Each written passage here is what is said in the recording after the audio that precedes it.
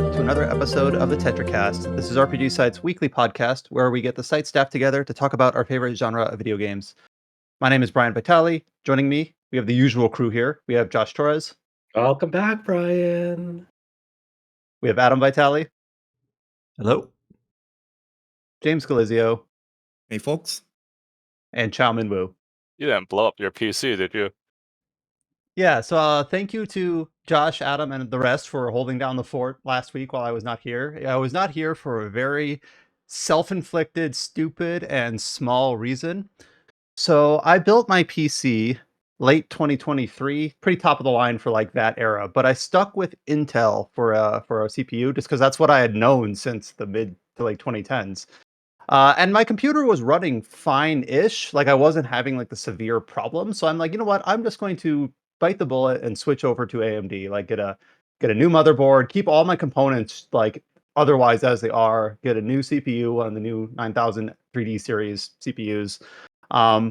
And I had it all ready, and like, okay, this should be a pretty quick swap out, all things considered, and I'll be ready for the podcast. I forgot one really dumb, small, minor cheap thing is that I didn't have the right bracket for my CPU, like all-in-one cooler, to attach to the motherboard because it was shaped for Intel and not AMD. And I normally am pretty good about keeping like all my, computer peripherals, boxes, shipping stuff, like just stashed away in case I need it. But for whatever reason, when I bought my all-in-one cooler, I did not keep the AMD bracket, probably because back, in late 2023, I'm like, I don't have an AMD CPU. I don't need this. So basically, my computer was all set up, good to go, had all the parts, but I just could not secure the cooler to the CPU. So I had to order like a $10 bracket. I got it like rush delivery to get delivered the morning before the podcast, but then of course it got delayed. I was like, darn it. Like, why? You failed me. This is why no one should support you, website online retailer. I got it like the next day, and it like as soon as I plugged it in, turned it on, everything worked out just fine. But one related thing, and Adam can kind of chuckle at this. So of course I wasn't on the podcast last week, so I'm like, all right, I guess I'll play my Steam Deck because I don't have a computer at the time. I had finished Xenoblade Cross on the Switch, so let me try to finish Clair Obscur on my Steam Deck, and it was going okay. It doesn't run the greatest on Steam Deck. I believe Mikhail has a Steam Deck article on it. I don't quite remember, but I was glad that I had it so that because I was near the end of that game, I wanted to finish it up playing it on Steam Deck.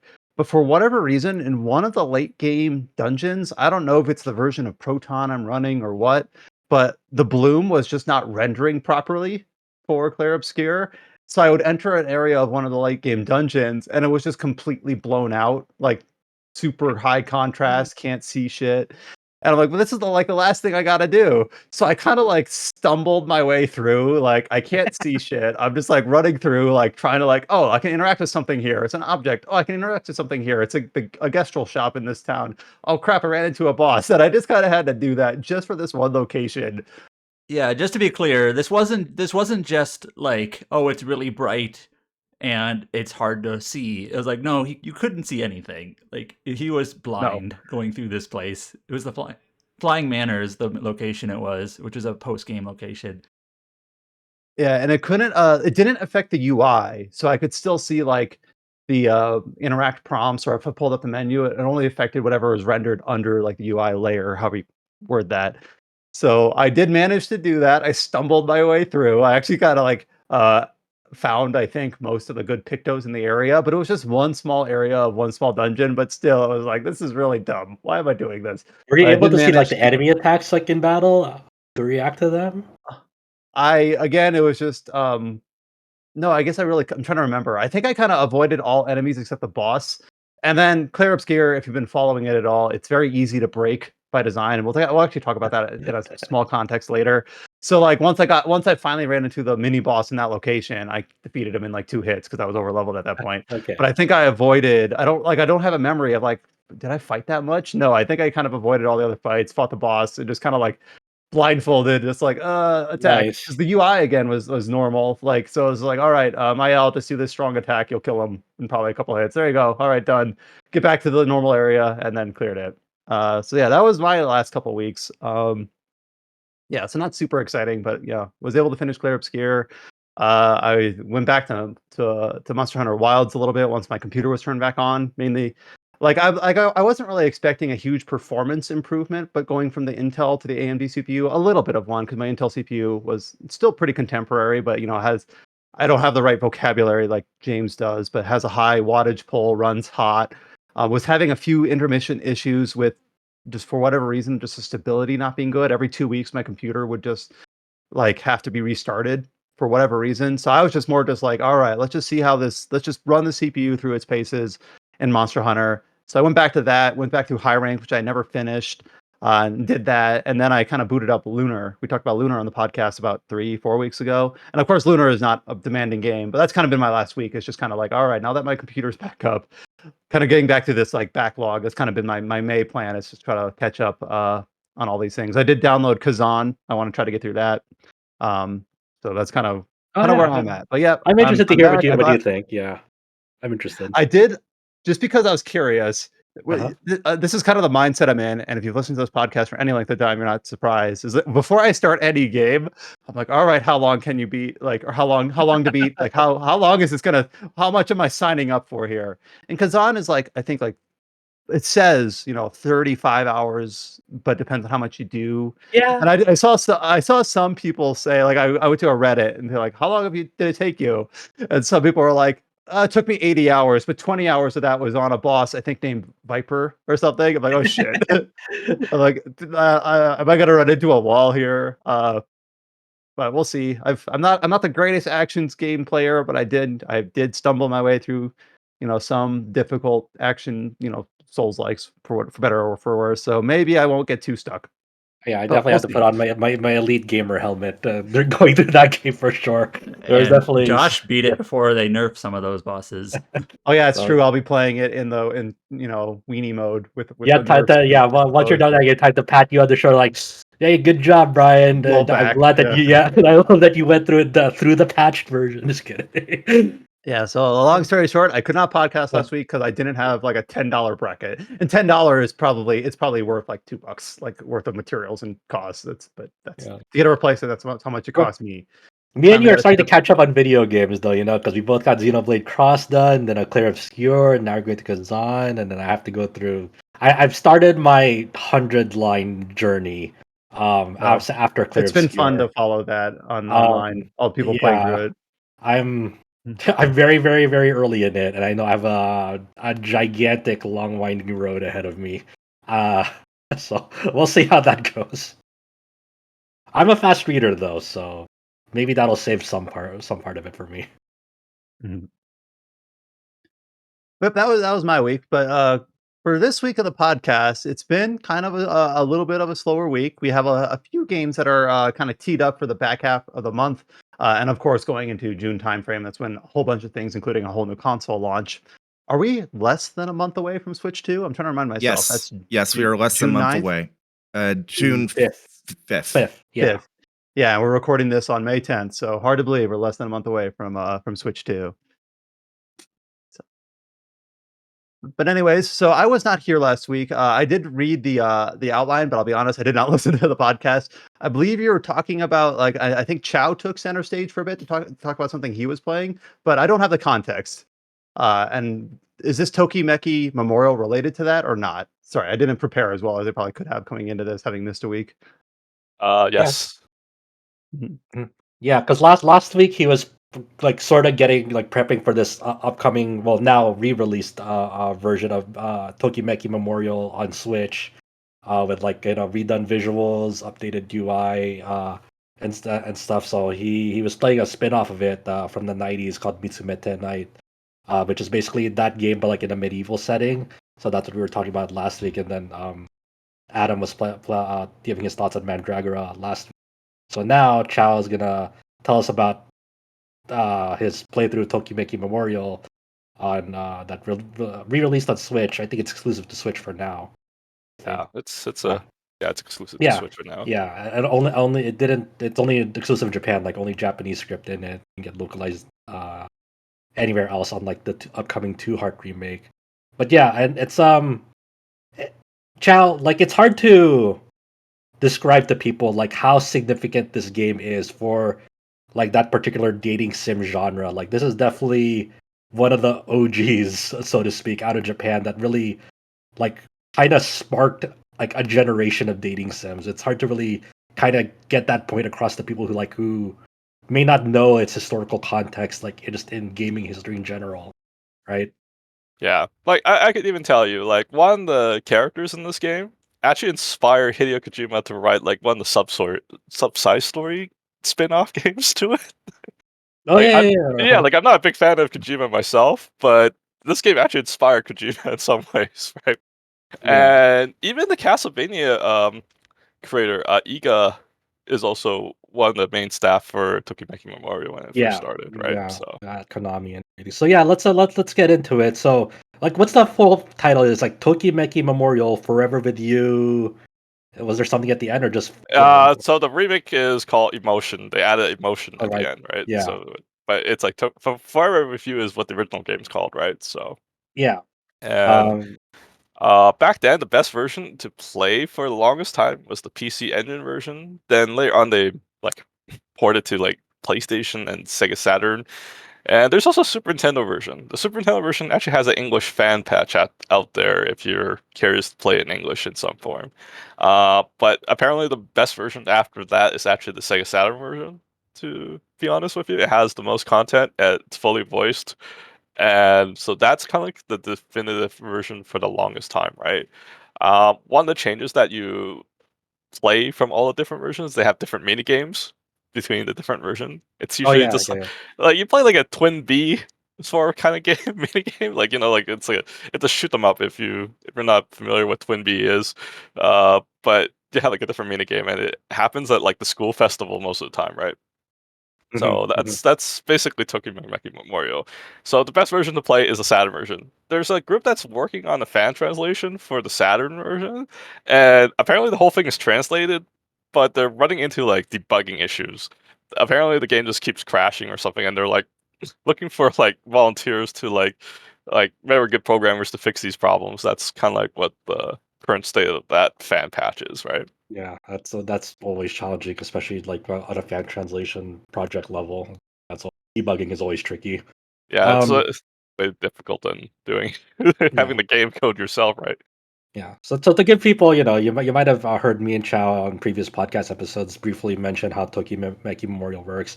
There's basically like a dating sim where it's sort of like a stat raising stat generator. So you take your protagonist is this dude going into high school. He's trying to look for love basically, and you get introduced to like about 7 to 8 different girls that you meet throughout this high school, and then you have to spend like your journey starts like when you first enter high school up until graduation, and you're constantly like living out his days like um doing various activities, whether it's like go to the gym and you'll raise certain stats, you go to another location, you raise stats, or you take one of the girls onto a date and you learn more about them, you interact with different characters in school, establishing relationships and stuff. But throughout this whole thing, you're you have kind of three main goals: raising your stats to keep people impressed by you. Because if you're slumping on stats, you'll perform worse,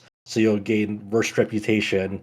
So your people won't like you as much because you're not performing. Um, Two, you have to make sure that like if you're you know, if you're interacting with different girls, you have to make sure that you're not really leaving any of them unattended to. Like if they want to hang out with you, you're incentivized to hang out with them and like say yes, I'll go. Like let's go to the theme park.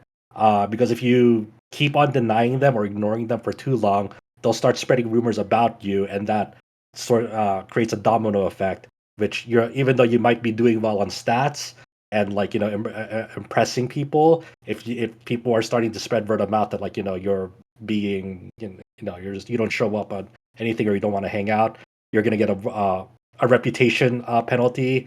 So that actually will work against you if you're like not being attentive to people. um and the third one is just like basically successfully um you know meeting with someone at graduation, and like hopefully it's like the your favorite character out of the choices, and having a great ending with them.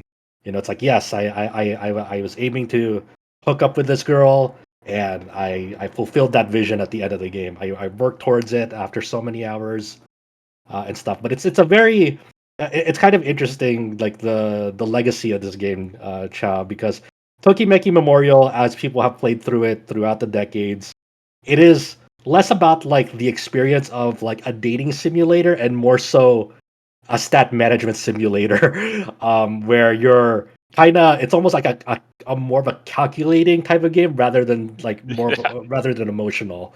yeah, like You're doing it for a result rather than like making a having the feeling of a real relationship with a character.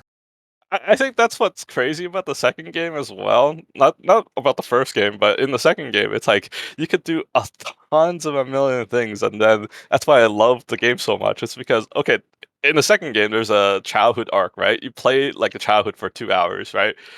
And whatever you do as your childhood has like influence to the game story overall in the future, right? So that's like one of the coolest things. Like, there's this one part where you could chose to fall off in the river, and this girl will come and rescue you, Uh-huh. and she could be actually like a secret dating candidate. It's like, oh yeah, I rescued you in the river when you were a kid or something like that, right? Yeah, yeah. Like, but it's just there's so many cool things you could do. But the first game is like a much more basic, right? It's like the first of any game, right? They're always like Yeah. a little bit more basic, right? So there's actually 13 candidates. I know that Oh yeah, sounds I quite a forgot it's lot. 13. Yeah, I thought it was like around 8 or 9, but I forgot it's over 10 in the Uh, first one. Two secret candidates. Like the game always have some hidden candidates, right?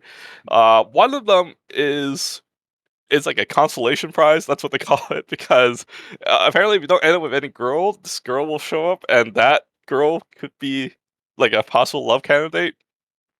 And there's a secret one. The secret one, I'm sure everyone know who the secret one is nowadays, but I won't spoil it for this podcast. But it's like Mhm. people are probably still discovering this game. It's definitely like it's kind of like almost the secret super boss of this game, so to speak. Where like getting this person to be like your destined loved one is like it's super difficult. You have to be very almost like min max. So I would Uh, say like the main yeah. girl is definitely the most difficult girl to get in this game. It's Mhm. like the vice versa in the second game, where the main girl is the easiest girl to get end up with, Yeah. since she loves you since childhood, and that's kind of like it. So they kind of reverse that, right?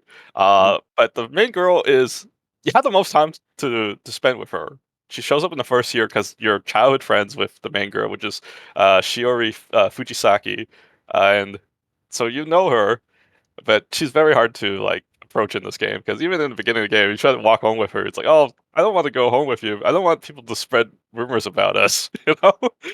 It's Mhm. like it's very difficult. You just said you were gonna spoil it. That you're like, here's her name. Here's the it's No, showed. no, she's not a secret candidate. She's not a secret candidate. She's basically on the cover, right? The secret candidate is I someone thought she was else. considered a secret. Okay. Yeah. No, she's a main girl in this Okay. game, and she's the Yeah. hardest girl to get because she wants like min max stats. Some people don't actually think that she's the hardest though. Some people actually think like some characters are harder to get Oh, than her, interesting. which is kind of weird. But it's like one harder character to get is her best friend.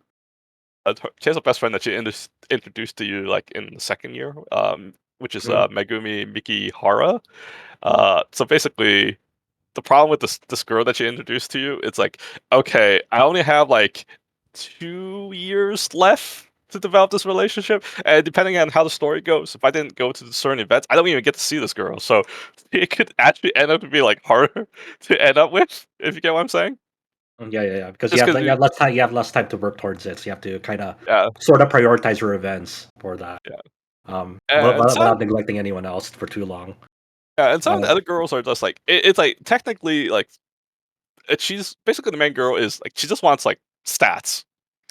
Okay, it's yeah, like if yeah. that's basically if you It's stat check the game. Like, yeah, she's basically the stat check. But some other girls are like ends up to be like more difficult just because they're not stat checkers, right? Like Mhm. for example, there's another girl that introduced within the second year, like your like the best friend that sits next to you that always introduces you like different girls. He basically has a little sister that's introduced the next year, and she is like extremely needy. So it's like it kind of sucks when she comes into the picture because she's constantly like kind of spread rumors like within a week if you don't like spend time with her.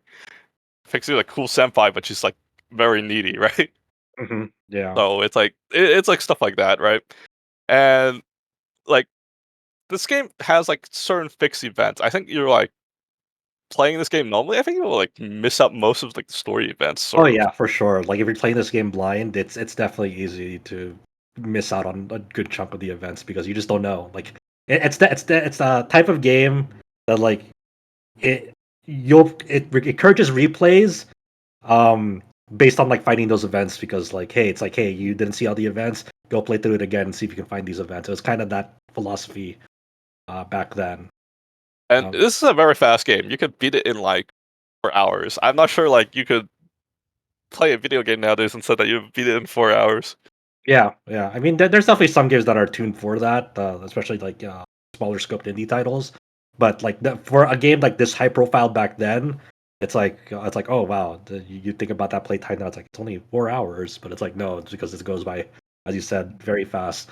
So like let's talk about this new release of the game, Emotion, on Switch. Like, what are there anything? Is there anything that like sticks out to you? Because it's still kind of the same base core game. They didn't like completely remake it from the ground up with like new different things. It's like that same foundation, same core game, but like a new coat of paint on it with some refined UI elements and some um, new updated artwork.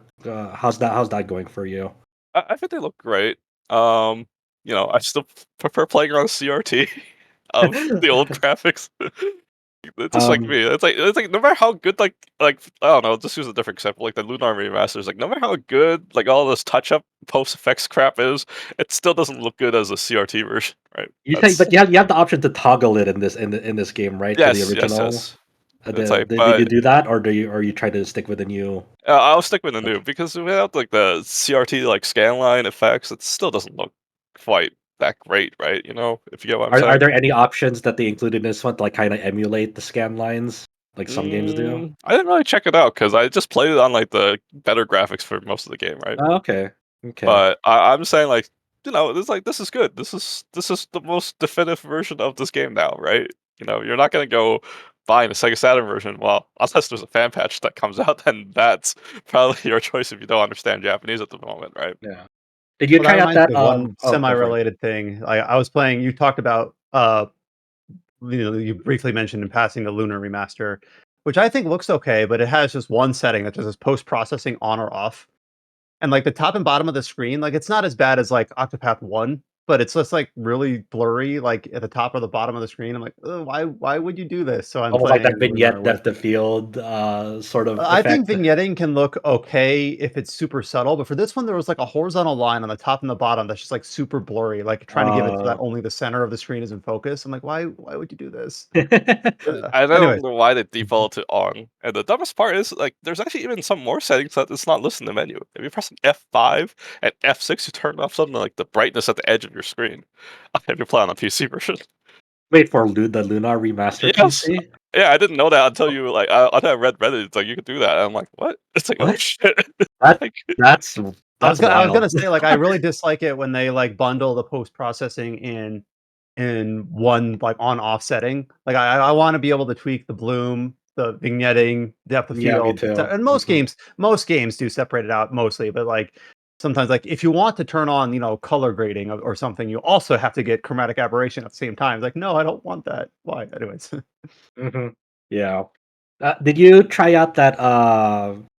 No, it's new to this version of the game, but it's kind of backported from its future entries. Like I forgot what they call it in this game in the it's called Tokimeki emotional Memorial. voice. It's called Yeah, emotional voice system. It was right. introduced in the second game, but what is it? In the second game, it's like it takes up a lot of memory card space, so you can barely use it, right?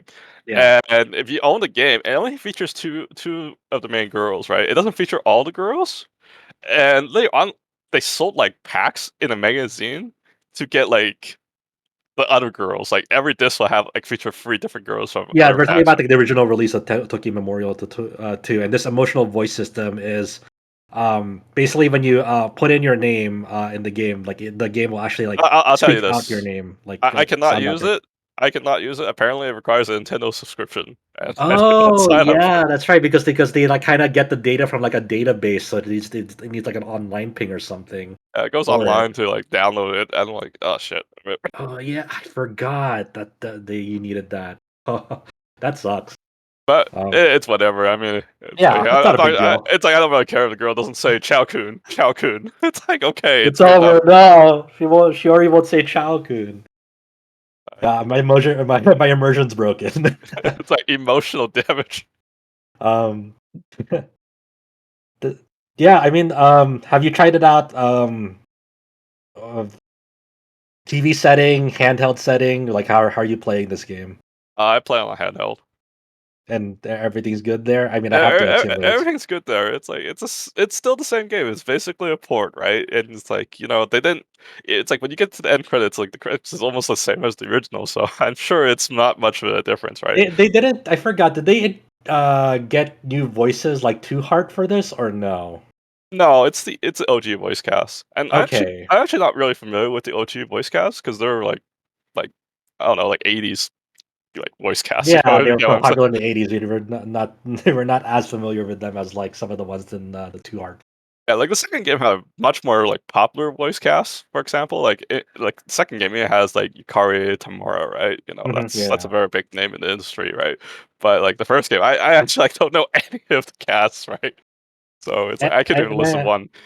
I remember you ordered like the collector's edition for this. Were you playing that one, or did you just get the a digital copy in advance while you're waiting for the collector's I'm getting edition? the digital copy in advance just because it's gonna take like I don't know 3 weeks to get here. And you get that's the one that comes with like the exclusive Blu-ray of like the anime, I think. Or I believe it comes with an anime that gives you like a non-credit opening, right?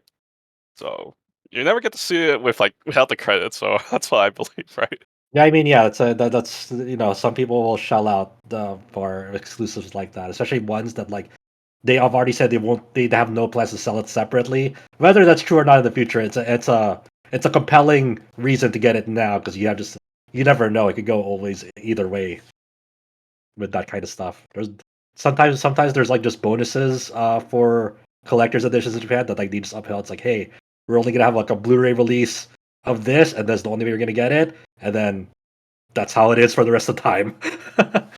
I All also right. believe like if you get like that premium box, apparently they have like some DLCs to get like soundtracks of different editions too. Like you could like Oh, really? switch to like PlayStation soundtrack, Sega Saturn soundtrack, or uh or something else like that. So I believe that's one of the features in there. That's But pretty nifty. you know what I miss in the Lunar Remaster? For some reason they used the shitty PlayStation sounds. They should have just stuck with the Sega Saturn sounds. Those it's like that is a missed opportunity. There's a Uh, weird era in time when you play like a game on PS1 and then on Genesis or whatever, and it would just sound completely different. And in a lot of cases, look and play completely different too. Well, most of the music in the Sega Saturn version in every port or game is usually the best version because those are like music recorded like in the studio directly into like into the CD, right? So it's actually like a Mhm. CD audio, right? While like games like that on PlayStation, it's using like synths to like MD to synthesize the sound, so it doesn't sound on par. It sounds similar, but not quite on par, right? Right. So usually that's why the Sega Saturn version is usually the best version, right? But yeah, I'm gonna miss out on that. And I don't know what. Like one of the things that I didn't get to mention about the gameplay is like, okay, you know how you say you like to go on dates in locations? If you keep dating in the same spots, there are consequences, okay? yeah. So if you keep dating in the same spot, you'll start this RPG battle with gangs. And And if it's you like an actual like almost like Final Fantasy S like old school like UI. Like it's like you have the characters on top and like big boxes at the bottom. Like I remember it has like that same almost identical UI to kind of riff on it. and if you can't beat them, you just kind of like fail to impress the girl, which is kind of hilarious. But Yeah, it's very silly. and it's not like a major factor in this game, but in the second game, it's a major factor because one of the girls, like, apparently runs like a gang. and Oh yeah. you literally have to win the fight. So apparently, like your sports stats is like affected, like your stats, like during these RPG battles. So if you go to the same spot, you'll trigger RPG segment. So I could safely say Tokimeki Memorial is an RPG. There you go. Yeah, you're raising Mhm. stats. There's some Very, very, very few turn-based X battle screens that are somewhat inconsequential. But it definitely has like RPG elements into like into that dating sim genre. It's it kind of sucks though. Like it felt like it was a good time, to finally get an official localization of this game, but it just seems like it's not in the cards still officially. Unfortunately, because throughout like the last decade or so, like the there's been We'll a eventually get there. proliferation. Yeah, there's a Well, proliferation of like visual novels getting official releases and dating sims also getting official releases, but it feels like it's still somewhat of we a big finally barrier to got cross. Fate Stay Night, and from what people are saying, like people have been counting the script for it. It seems like, unironically, the 100 line is the biggest script of any visual novel ever, which I believe it.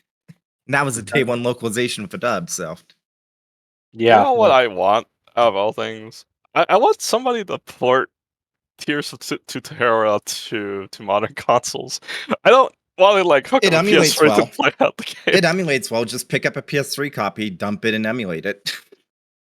yeah, That's what but I that's did. but that's still less ideal than just getting an official Yeah. re-release of it. That's not a lot of people are gonna be like, yeah, I'm gonna go out there and find a copy of Tears TR. Yeah, I was thinking of like writing like a Lunar article to tell what the difference of the Sega CD version with like the modern releases. Like, no one's gonna pick up a Sega CD just to play it, right? Of course not, right? Probably not. Not many people. Someone will, but not a lot of people. So yeah, Yeah. that's kind of like that same boat. It's like, yeah, go pick up a PS3 version. It's like I'm sure a lot of people don't want to bother with it. So I'm interested to see how Two Heart remake will do when since that's actually getting a worldwide simultaneous release, and that's pretty interesting in that regard. So, but hopefully somewhere somehow behind the scenes we can get this re-release of Tokimeki Memorial out in the West, and hopefully like a PC version on top of that too. Should be great. I just feel like much like how people are discovering Type Moon visual novels getting their official English releases. Hopefully some people are open to the idea of like seeing some of the earliest dating sims. Not to say this was the first one, but definitely one of the first mega popular ones. Sparked that entire genre forward, and kind of you still see a lot of modern dating sims today take inspiration directly from Tokimeki Memorial, because it was just so ambitious and emblematic at the time. so what are Very the odds of iconic. Konami actually like localizing this game? You think? I don't know. It feels like I, I have no idea, because like if they didn't do it now, I don't know if it's ever in the cards. I just feel like I feel like the heads at Konami feel like it's the genre is commercially not viable at the moment. It's like they feel like it just wouldn't be worth it, which sucks, because all like a lot of their other stuff get worldwide releases, like Metal Gear, that upcoming Metal Gear Solid 3 remake, for example. But then there's also like very very long running Konami franchise, like the baseball one that they have, the one of the toy bob heads. I forgot what it was called. Um, the, those always are just Japan exclusive. So I don't know. I kind of feel like it's a missed opportunity, because it would have been. I feel like the market outside of Japan is definitely ready for it. They're very interested, but I'm not Konami, and I'm not responsible for that. And Konami's kind of a little bit of a wild card, just in general, Yeah. just because they absolved themselves of pretty much their entire gaming portfolio for a while, and then they realized that was a mistake, and now they're kind of clawing their way back in. At least that's my perspective of it. Yeah. Yeah. Yeah, they were too hard on going straight to pachinko machines and shit. It's just like Yeah, or whatever. Yeah, they also had like I think they also had like like a lot of like Japanese companies. They also had like an insurance branch, for example. They also invested in. Mhm. Um, but yeah, anything else you want to talk about with the upcoming Tokimeki Memorial, or not upcoming, currently released, newly released? I Tokimeki don't Memorial. think I have too much to share about it. It's a very simple game, so there isn't like really much to expand on, right? And it's it's made in the '90s, so you're not gonna expect like modern game development where there's like a billion sub stories about each character, right? It's a very Uh, simple, straightforward game, and that's kind of what I appreciate about it. It's a lot of games these days are they're very system heavy, very mechanics heavy. While this one is it's charming and straightforward. It has a lot of heart, and somehow also has a certain level of like micromanagement depth to it. If you really want to try to game the systems for a certain to go on a certain route, which is interesting. So it's cool. I do looking forward to seeing them remaking 2. I think 2 is probably one of the greatest like dating sims out there, and I'm looking forward to it. And I just find it kind of shocking that not many people talk about 2. It's just weird, right? And Yeah, I think 2 wasn't even as sold as good because it came pretty late to the PlayStation cycle, and that then Konami got the weird mixed messages like, okay, let's do crowdfunding for free then.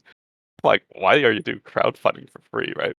yeah. So it's very weird. And it's also I'd have to look into it, but I imagine that it's just like there was a lot of other markets, not other markets, but other competitors out there, like way more so than like when the first Tokimeki Memorial release. It's like, oh, a lot of subsequent games, dating sims got inspired by the first Tokimeki Memorial.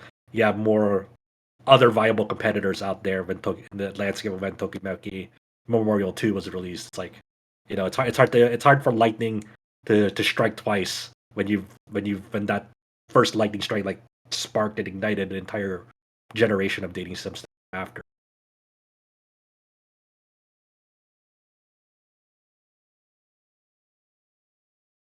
Well, thanks, Chow. I know it was kind of a two-part conversation with revisiting Tokimeki.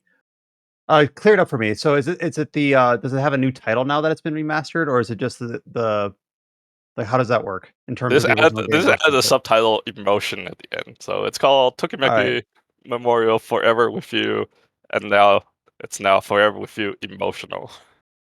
All right. So basically over the last 2 weeks you've been able to cover both sides of the remaster, original and now re-represented on the Switch. Last week I represent a different game, but it's like Oh, it was a but different they're game. similar, Okay. Yeah, but yeah, they're part of the same it's like a chain. spin-off. It was like a spin-off. It was Mitsumete Night. It was basically Tokimeki Memorial, but like in medieval fantasy Gotcha. setting.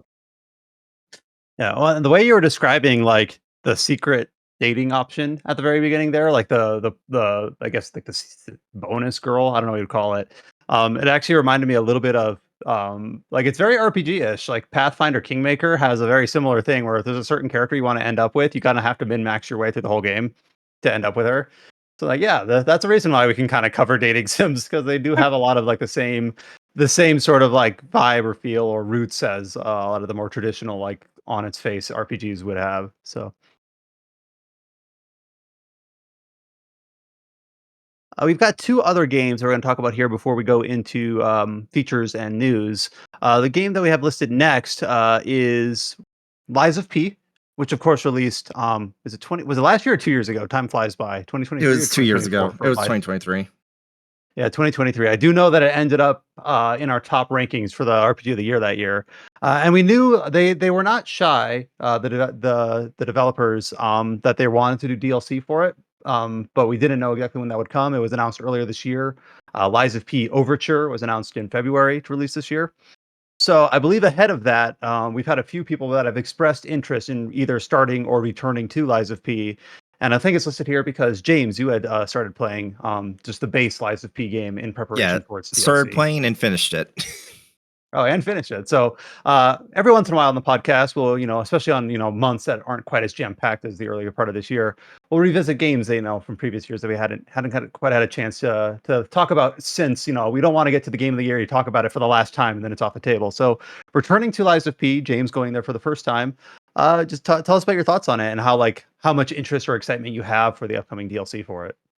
Yeah, so I kind of like when Liza P launched, pretty much everyone I knew that's into Souls-like games, for lack of a better term, agreed that it was really, really good.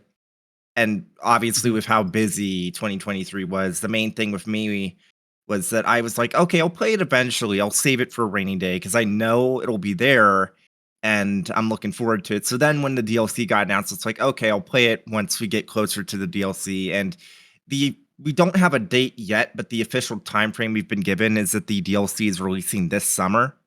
So that could be whenever. That could be next month. That could be July. Who knows? September is technically summer for the most part. So yeah, who knows? Yeah. Please not September. There's too many games there already. But yeah, so I sat down and played it. The one thing I've seen people say about this game is it feels like the most like an actual FromSoft game out of all of these Souls-likes. I completely agree because for it really does feel structured very similarly to Bloodborne in the sense that like you start off with there's all these mad puppets you have to deal with, and then as you're going through the game, it's like they're not even really the main problem. There's many things going on in this town. This town is messed up. And then I guess the main cool thing that Liza P does. So I'd say that the level design is good. If there was like one complaint I would have is that Liza P is like very, very linear, like very linear. Like even Bloodborne, which is a linear FromSoft game, has like side areas you can find off the beaten path and whatnot. But Liza P is basically entirely linear. There's like one optional area I can think of that's kind of near the end of the game. That's still like 25, 30 minutes max. But Now remind me, just 'cause I don't remember from previous discussions and I haven't played it.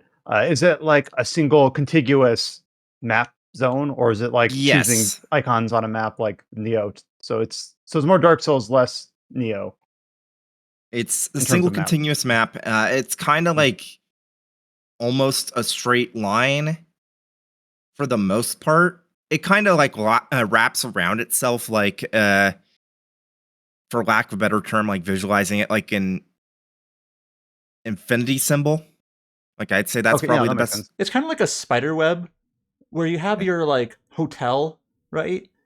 And then like the hotel, which is like your base, and you can kind of like go off in different directions from it in straight lines mostly. And then sometimes you can loop back onto itself. There's 4 entrances and exits to the hotel, or 4 main ones, I should say. And like 2 of the exits will basically wrap around back to an entrance. So that's what I meant by it. Like if you really think about it, the game world is kind of structured like an infinity symbol, like very loosely until you get to the final area, which is just like, okay, now you're just heading in a straight line to the end of the game. But yeah, it's not bad. I definitely think that I definitely hope that the well, if nothing else, the DLC will improve matters because that's something else to do. That's not just a straight line because it's going to like branch off. Even though they've said that you can do the DLC from a completed save file as long as you haven't gone into New Game Plus, which makes sense.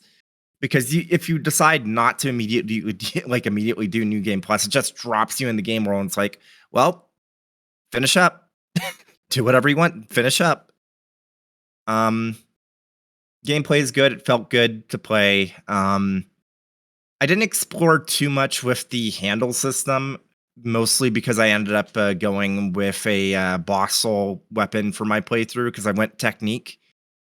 I ended up going with the Archbishop's trident for pretty much the entirety of my playthrough once I got that, which is a really good weapon. But because of that, I didn't really explore too much with the handles. If I do another playthrough, I'll probably try and explore that system because from what I've seen, it's very neat. Because basically the attributes of your weapon are based both off of the blade and the handle. And that includes like your special like abilities you can use, which means that if you have like a special ability you like, but you don't like, well, that's part of the handle, but you don't like the blade, you can swap out the blade and still get that special ability and vice versa. And also, it's been a while since I played it, but I do remember the different handles also will determine like your animation for your swing. So I remember there was a certain animation that I got really used to. So like, I think that was the handle. So like, okay, I always want to use this type of handle. And then I might change out the blade or use a similar handle, but I didn't want to change the handle too much because I didn't want to have to learn a different animation for like a normal swing. I guess if there was like one complaint I have with the level design, it's actually while we were talking about this, it reminded me why I ended up with the trident. There's a lot of areas, especially later in the game, where you're in kind of like tight corridors. And for a brief amount of time, I was using the booster glaive, which is a lot of fun. But if it hits against the wall with a sweeping, like a sweep, it just bounces and I won't be able to attack. So the reason I went with the trident is I could poke, which I don't have to worry about it like hitting a wall and not like working. That actually sounds very familiar. I think I specifically picked a handle that did like a vertical swing for the same reason, because I didn't want to accidentally hit walls. I wanted to go up and down. Yep. So I'm reading the Steam page for Lies of P Overture, and I'm a little bit confused on it. So I don't remember if other people have. It's like there's like timeline stuff here, I think, if I remember correctly. Yeah, it calls it a prequel, but also it says you're transported back in time. So are they only saying it's a prequel because you then eventually see events that happened in the past? Yes. Yeah, it's supposed to like explain like what happened. There's one thing that I noticed in the trailer is there's a character in the game, Alidoro, who's the dude with the German Shepherd mask. And spoilers for a game that's like almost 2 years old. Eventually you find out that this Alidoro isn't the original Alidoro. It's somebody that actually just took up his identity. Won't say any more than that. But you see Alidoro in the DLC's trailer, so it's like, oh, we're gonna meet the real Alidoro then, probably. Yeah. That sort of thing. Yeah, the DLC is, as I understand it, is supposed to like explain, you know, here's the beginning of this puppet frenzy or whatever they call it, and you're getting like some sort of view or glimpse of it. And I don't know if you're being actually transported back in time, or if it's some sort of like simulation or memory. I don't know, but something like that. Because if you're going back in time, I wouldn't call that a prequel. I would just call that going back in time. Prequel is like these events. I don't know. Maybe that's like drawing a very thin line between things that don't need a line between them. But still, got better context now than I did 5 minutes ago. Yeah, game is good. It was really funny because I remember when this came out, a lot of people were like, "Man, these songs on these records are so good," and then people were like, "What do you mean they're from DJ Max?" Meanwhile, I'm playing this and I get a record and it's like, "Ooh, I can't wait to hear this remix of this song that has an absolutely dreadful note map in DJ Max." I do remember we spoke very highly of the soundtrack during that Game of the Year discussions. So just in general, you think the soundtrack is really, as good as it was reviewed back in 2023? Oh yeah. It's incredible. I can't wait to see what you just know there's going to be some additional records for like other DJ Max songs in the DLC, and I can't wait to see what else they go with.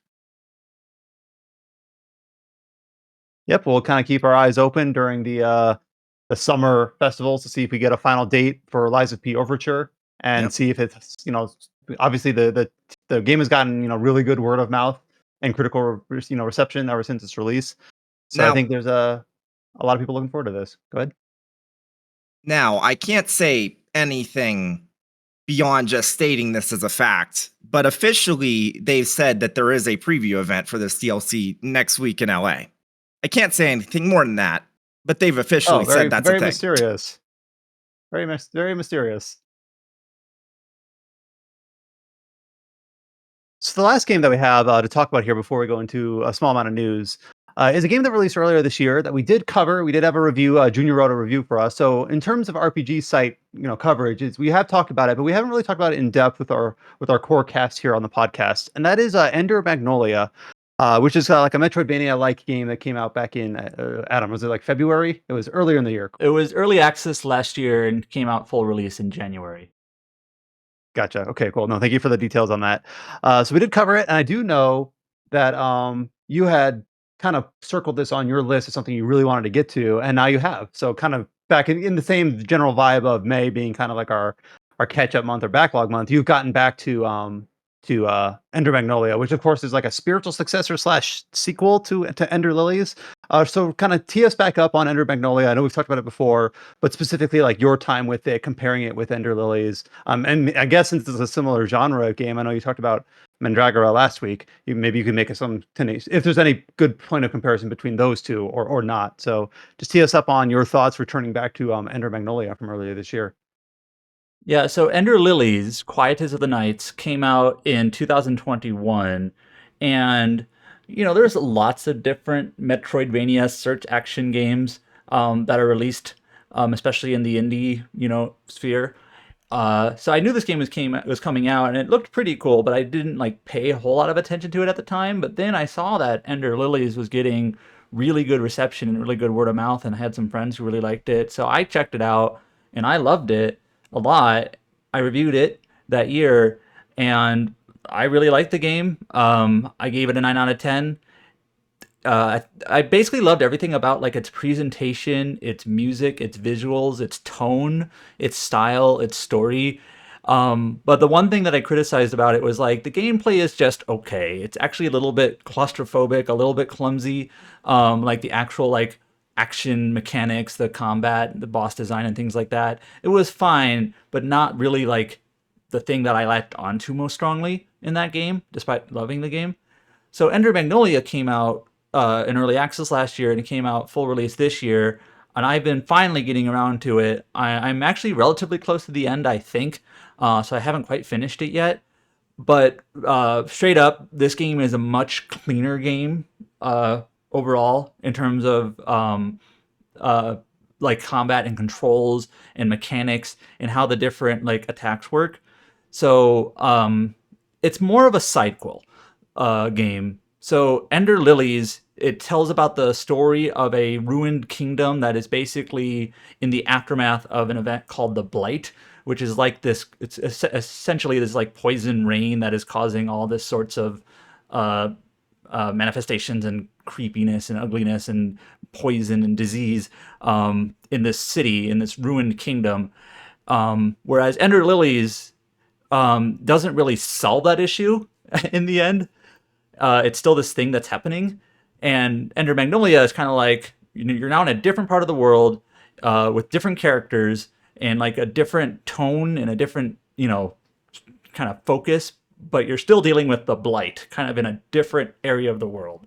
So it's the sort of thing where it's not a direct sequel. You don't need to play Lilies first. You can play this first, but there are a few references between the two games. It's like a sidequel, set in the same universe. But yeah, it's immediately obvious that this game is a much cleaner game in terms of just controls and combat and playing it. It really feels like, and Junior said this in his review, it's one of those things that they really put a lot of focus on this in terms of the early access period, getting feedback, tuning it up, and it's a huge improvement in that regard. Also, this is maybe a weird thing to highlight, but the map, the actual map that you use in this game, is really good. A lot of Metroidvania type maps, and I just played Mandragora, which I talked about last week, are usually just boxes on the map, just you're in a room is a box, and you can maybe see where the exits are in the room, and maybe if it leads up to a different room or whatever. But in this game, in Ender Magnolia, the rooms that you explore in this game are actually shaped like the room you're in. So they're not just boxes. They're actually designed like the room you're in. And it's very easy to kind of navigate around and see oh, I haven't been over here. I haven't been over here. I got this new ability. Where can I go? It's actually, there's not a lot of guessing. It's very, very detailed in that regard, which is also an improvement from Ender Lilies. And one thing that these games do that's also just kind of comfortable and nice is that the map is gray, but then when you collect everything in a room, there's nothing else to do in there. You've gotten all the items, you've gotten all the paths or whatnot, it actually turns blue. So you can actually go to your Resident map. Evil 2 remake. That's cool. Yeah, you can go to your map, and it's very obvious, there's something in this room that I haven't gotten yet because it's gray and not blue, and everything around it is blue, but that room is gray. So it's actually... Part of me is that seems kind of gamey, but I actually kind of like it for this specific style of game where you're encouraged to go back once you have new tool sets or you're stronger, or you've got new movement abilities, rather than you just having to guess like, okay, now that I can jump higher or break down walls or whatever, where the hell can I use this? It's like, oh, it's going to be in this area because it hasn't changed color yet. I think on its face, I think I do like that. Yeah, it's definitely a case by case type of thing, but I appreciate it for games like that, Resident Evil 2 remake, where like you're always like collectibles are fun to get, and if they're meaningful and like or their currency to build to something or get something in the game, like you don't want to feel like you missed out on that because you didn't check like one pixel of a room, for example. But I would have Right. bought that like in a game like a Bethesda game. Like I don't need to know that there's still a can in the building that I explored. It's okay. You don't have to give me that kind of iconography or whatever in Bethesda games. Like The tone of Ender Magnolia is very similar to Ender Lilies. It's a little bit different. I think in some regards I actually do prefer Ender Lilies. But some people, for the exact same reason, might disagree. So Ender Lilies is a pretty lonely game. You're kind of by yourself, and you have like an undead specter knight. I forget exactly what they're called, who's kind of like your companion throughout the whole game, and they're kind of like the only person who talks. And as you go through Ender Lilies, you kind of see these memory sequences, kind of as if you're seeing things that happened a long time ago. Like you're seeing things in the aftermath. You're seeing things that are no longer there. You're seeing things that have already transpired. Whereas Ender Magnolia has a little bit of that, but there's a lot more speaking characters in the game. In Ender Lilies, again, I'm forgetting some of the terminology, but you gain these different spirits that you kind of recruit, and they become your different abilities that you use in that game. And they all have different types of attack patterns, and some are short range, long range, things like that. In Ender Magnolia, it's actually a very similar system. In this game, they're homunculi that you basically attune, is the word they use, and they become your abilities. And there's a good bit of flexibility there. You can equip 4 different abilities, but you get like 10 different homunculi, so you can kind of mix and match which abilities you like. Maybe ones work better in certain areas or on certain enemies or on certain bosses. So there's a good bit of flexibility there. But these characters speak also. And when you go to your different respites in the game, which are like a campfire, they will sometimes have, some chatter, things to say. Not a lot. It's not a very talkative game, but it's less lonely than Lilies. And so that gives it a little bit of a different feel. There's part of me that actually kind of likes the loneliness of Lilies, but I'm actually kind of glad that this game is not just exactly the same in that regard.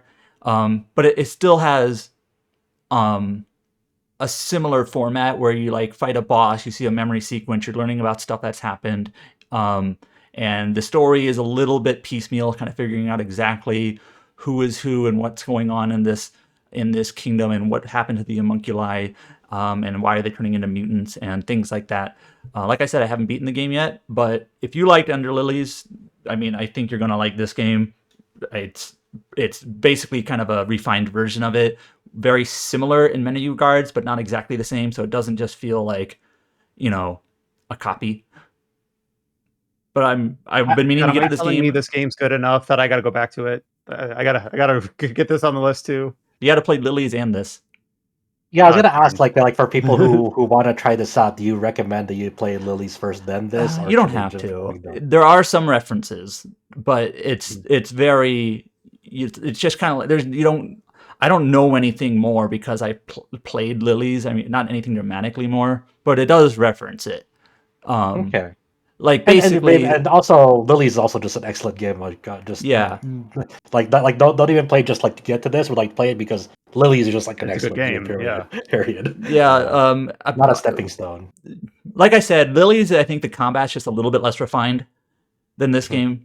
One big difference, and I have to remember exactly how this works, is in Lilies, there is contact damage where, like, if Lily, because in Ender Lilies, Lily, the actual character Lily, is she's kind of like a harmless little girl. If she gets hit, like if she touches an enemy, she takes damage.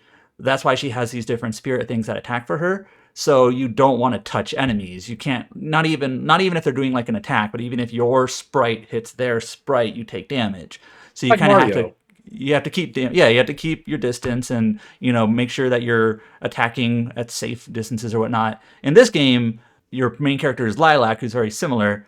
You can tell they have very similar names. There is no contact damage, so like you will only take damage if an enemy is like does an ability that has like a hitbox or whatever that you have to avoid. It does lead to Ender Magnolia being a little bit easier. I think actually overall it's noticeably easier. Not necessarily a bad thing. I've actually been messing with some of the difficulty options that are in the game. This is the type of game where there's different sliders where it's like you can give enemies more health or have them do more damage or more of a stamina gauge or whatever. And I've actually been messing with that a bit because I was like, this game feels just a little too easy on its default. It's actually the sort of game also where this is kind of minor, but there's this menu that you can go into in the game where you can unlock things like artwork and character models and things like that, but it costs fragments to do that, and you gain more fragments if you're playing on higher difficulties. So it's kind of like, it's an incentive to play on higher difficulties because you get more fragments to unlock more artwork.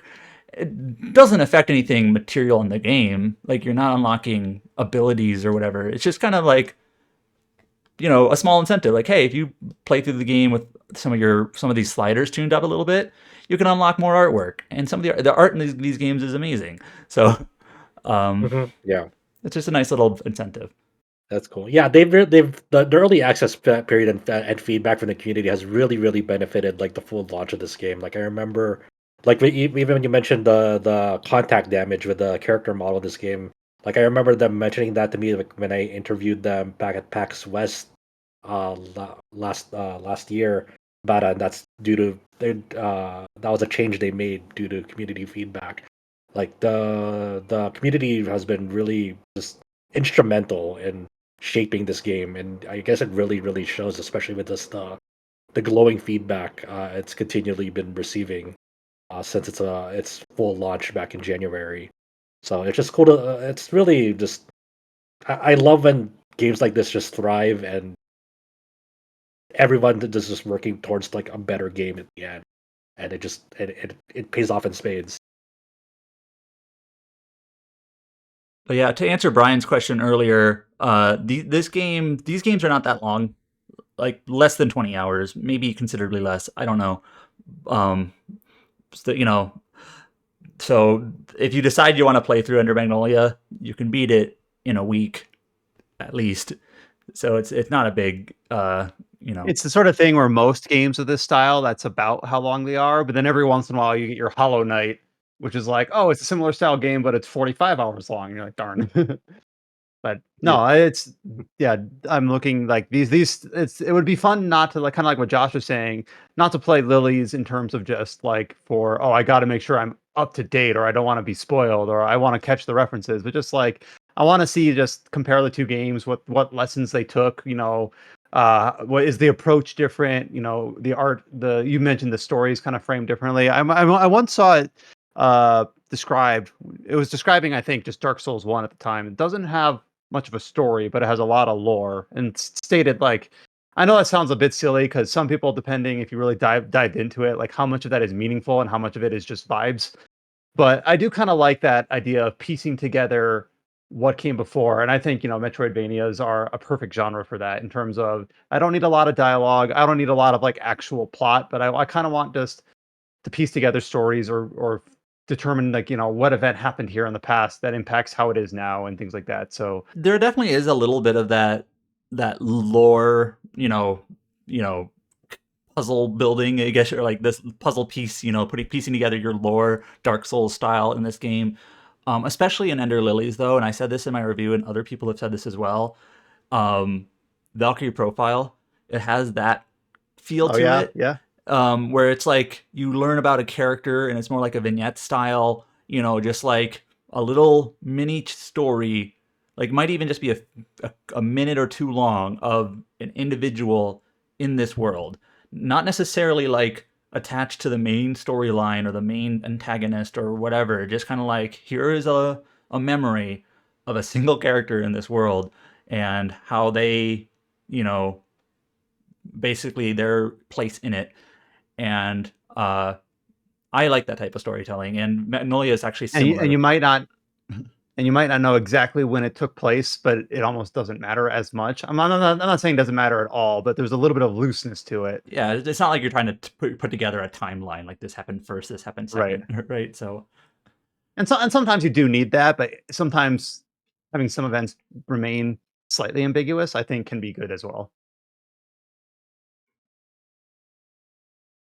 Well, thank you, both James and Adam, giving us the opportunity to kind of revisit some highly regarded games that we have covered on the site, but getting a different perspective on them since they've released. I know for obviously Enter Magnolia, it is this year out of early access, and Lies of P it was a year and a half ago. We're still getting the opportunity to revisit these games because we can't all get to them on release month. Giving us the opportunity to discuss them here again with a new set of Yeah. eyes. And thank you to Chow, who had to step out earlier because he had to go Right. do some personal stuff on, his time with the new release of Tokimeki Memorial on Twitch. Hopefully, he's not blowing up his computer. Yeah, I think he'll be fine. So that covers us for kind of like our initial game section. Of course, we've kind of teased up what's going to be coming over the next couple of weeks. So going into like articles and news, we have a handful of articles from games that have released or we've talked about because they're upcoming releases in the next couple of months. So obviously, a couple weeks ago, we've talked about Clair Obscur. We've talked about Clair Obscur a little bit. My time finishing up, and Josh, you also finished it up. I think we all kind of are at the point where we're either finishing it up or we're getting close.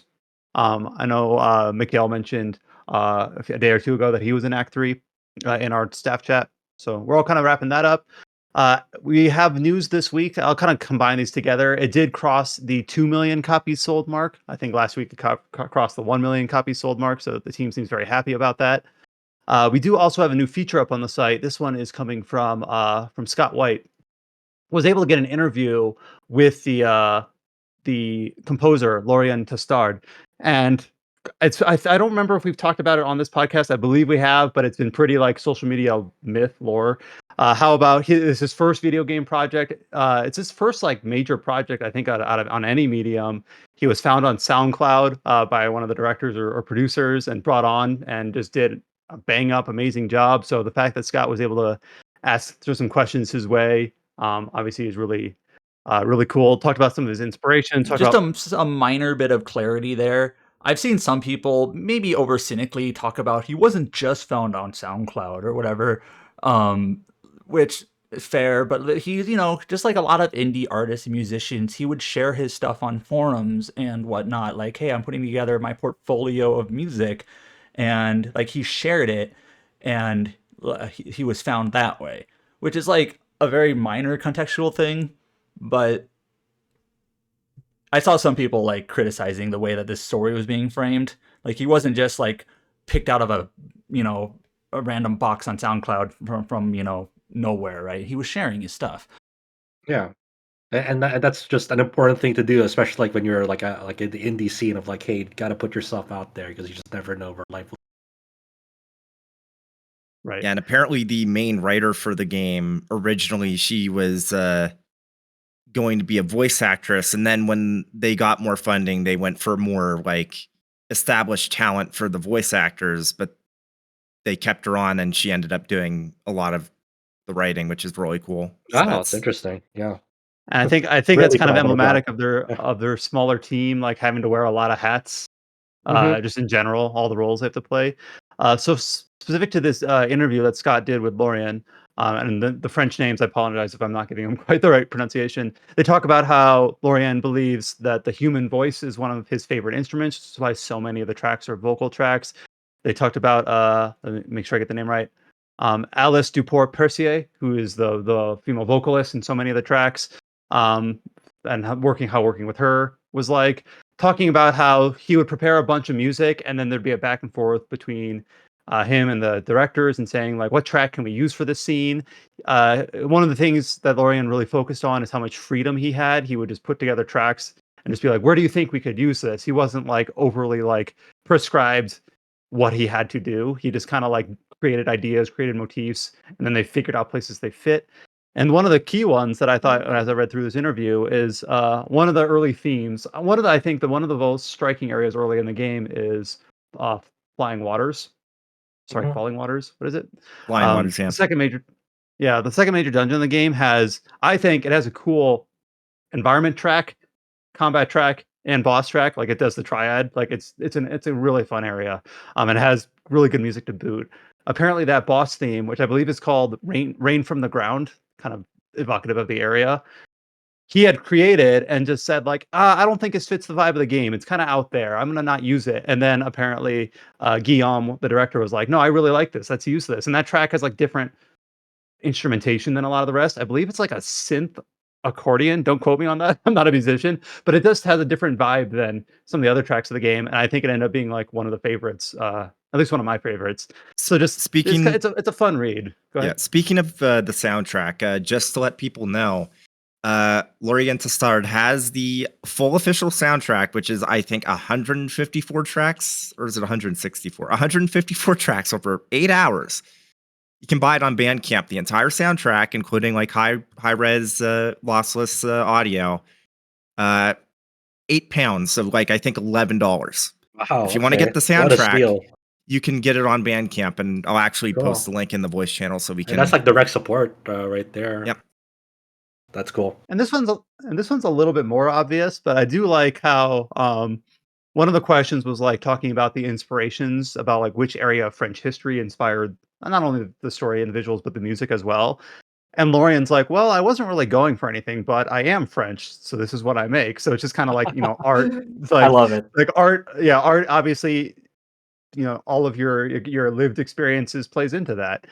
So it's just kind of like saying, like, no, I wasn't trying to go for anything like specific to a specific French period, but I that's what I grew up Yeah, with and what I know. So apparently, that's where I ended up.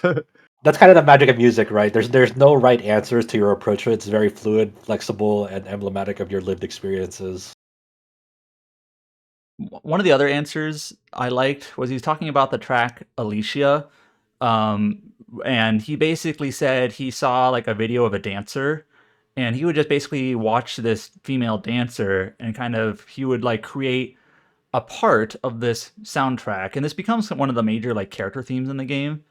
And then he would actually send like his part of this track that he was composing to Alice, that Bryan mentioned earlier, the vocal singer, because she actually did some composing also for the game. So he would do part of the track. He would send it to Alice Dupoy Percier. Was that her name? Anyways, and Yeah, she would kind of like do the kind of like complete the track.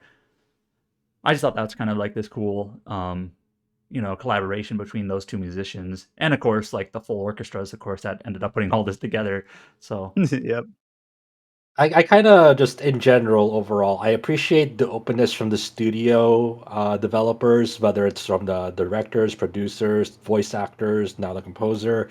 Even up to the release of this game and pre-release, they've been very open of like conducting these interviews and kind of giving like some deep insight of like just the development of the game in general, kind of giving people a more vivid picture of what it was like creating this game, and not being so hush hush secretive about it. It feels like they're very earnest about trying to be as transparent as possible of like, hey, this is how we made this game, this is our approach to it, these are things that we were inspired by, and and we decided, hey, like for example, the director being like, hey, I'm calling out Sekiro as one of the prime inspirations for the gameplay system, the turn-based battles and the parries, implementing that into.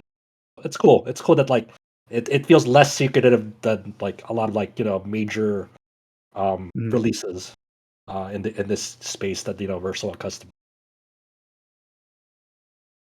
This is a little bit more biz dev focused, but I'm also kind of curious to read about eventually, like once all said and done, in terms of like the interaction with publisher Kepler, who has been relatively quiet, which I think has been Yeah. really good. It's allowed the development creative studio to shine. But Kepler is like a British publisher. They've only been around like 4 years. They've done games like Flintlock, The Siege of Dawn, Cat Quest. But then, like, how did like I'm curious to say, like, how did this partnership manifest? Because it's like a debut studio, a relatively new publisher, and then just like a project that brought it all together and just has gotten all the acclaim that it has. Like it's just cool to see that it's. Go ahead.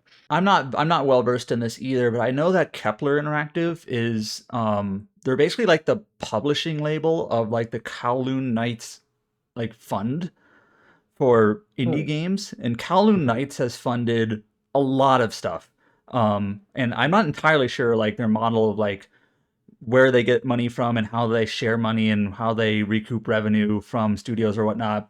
Even though they don't may not have like Kepler on the name, I know like Kowloon Knights has funded stuff like Sea of Stars and Eternites and probably a bunch of other stuff Oh, that okay. I know of. So like I know Kepler is tied to that also, but I don't know all the Interesting. details. But yep, we have obviously we have the review from a few weeks ago. We've got the interview with Lorian, and then the news about both the 1 million and 2 million sales milestones, and that's for a game that's on Game Pass, right? So it's really impressive. And speaking of interviews, we also have another interview for this is an upcoming game that we got to talk about a little bit earlier. I believe it was earlier this year. Adam, you got to Yeah, speak to GDC. the Yeah. Nightdive Studios. Yeah, GDC, that's what it was.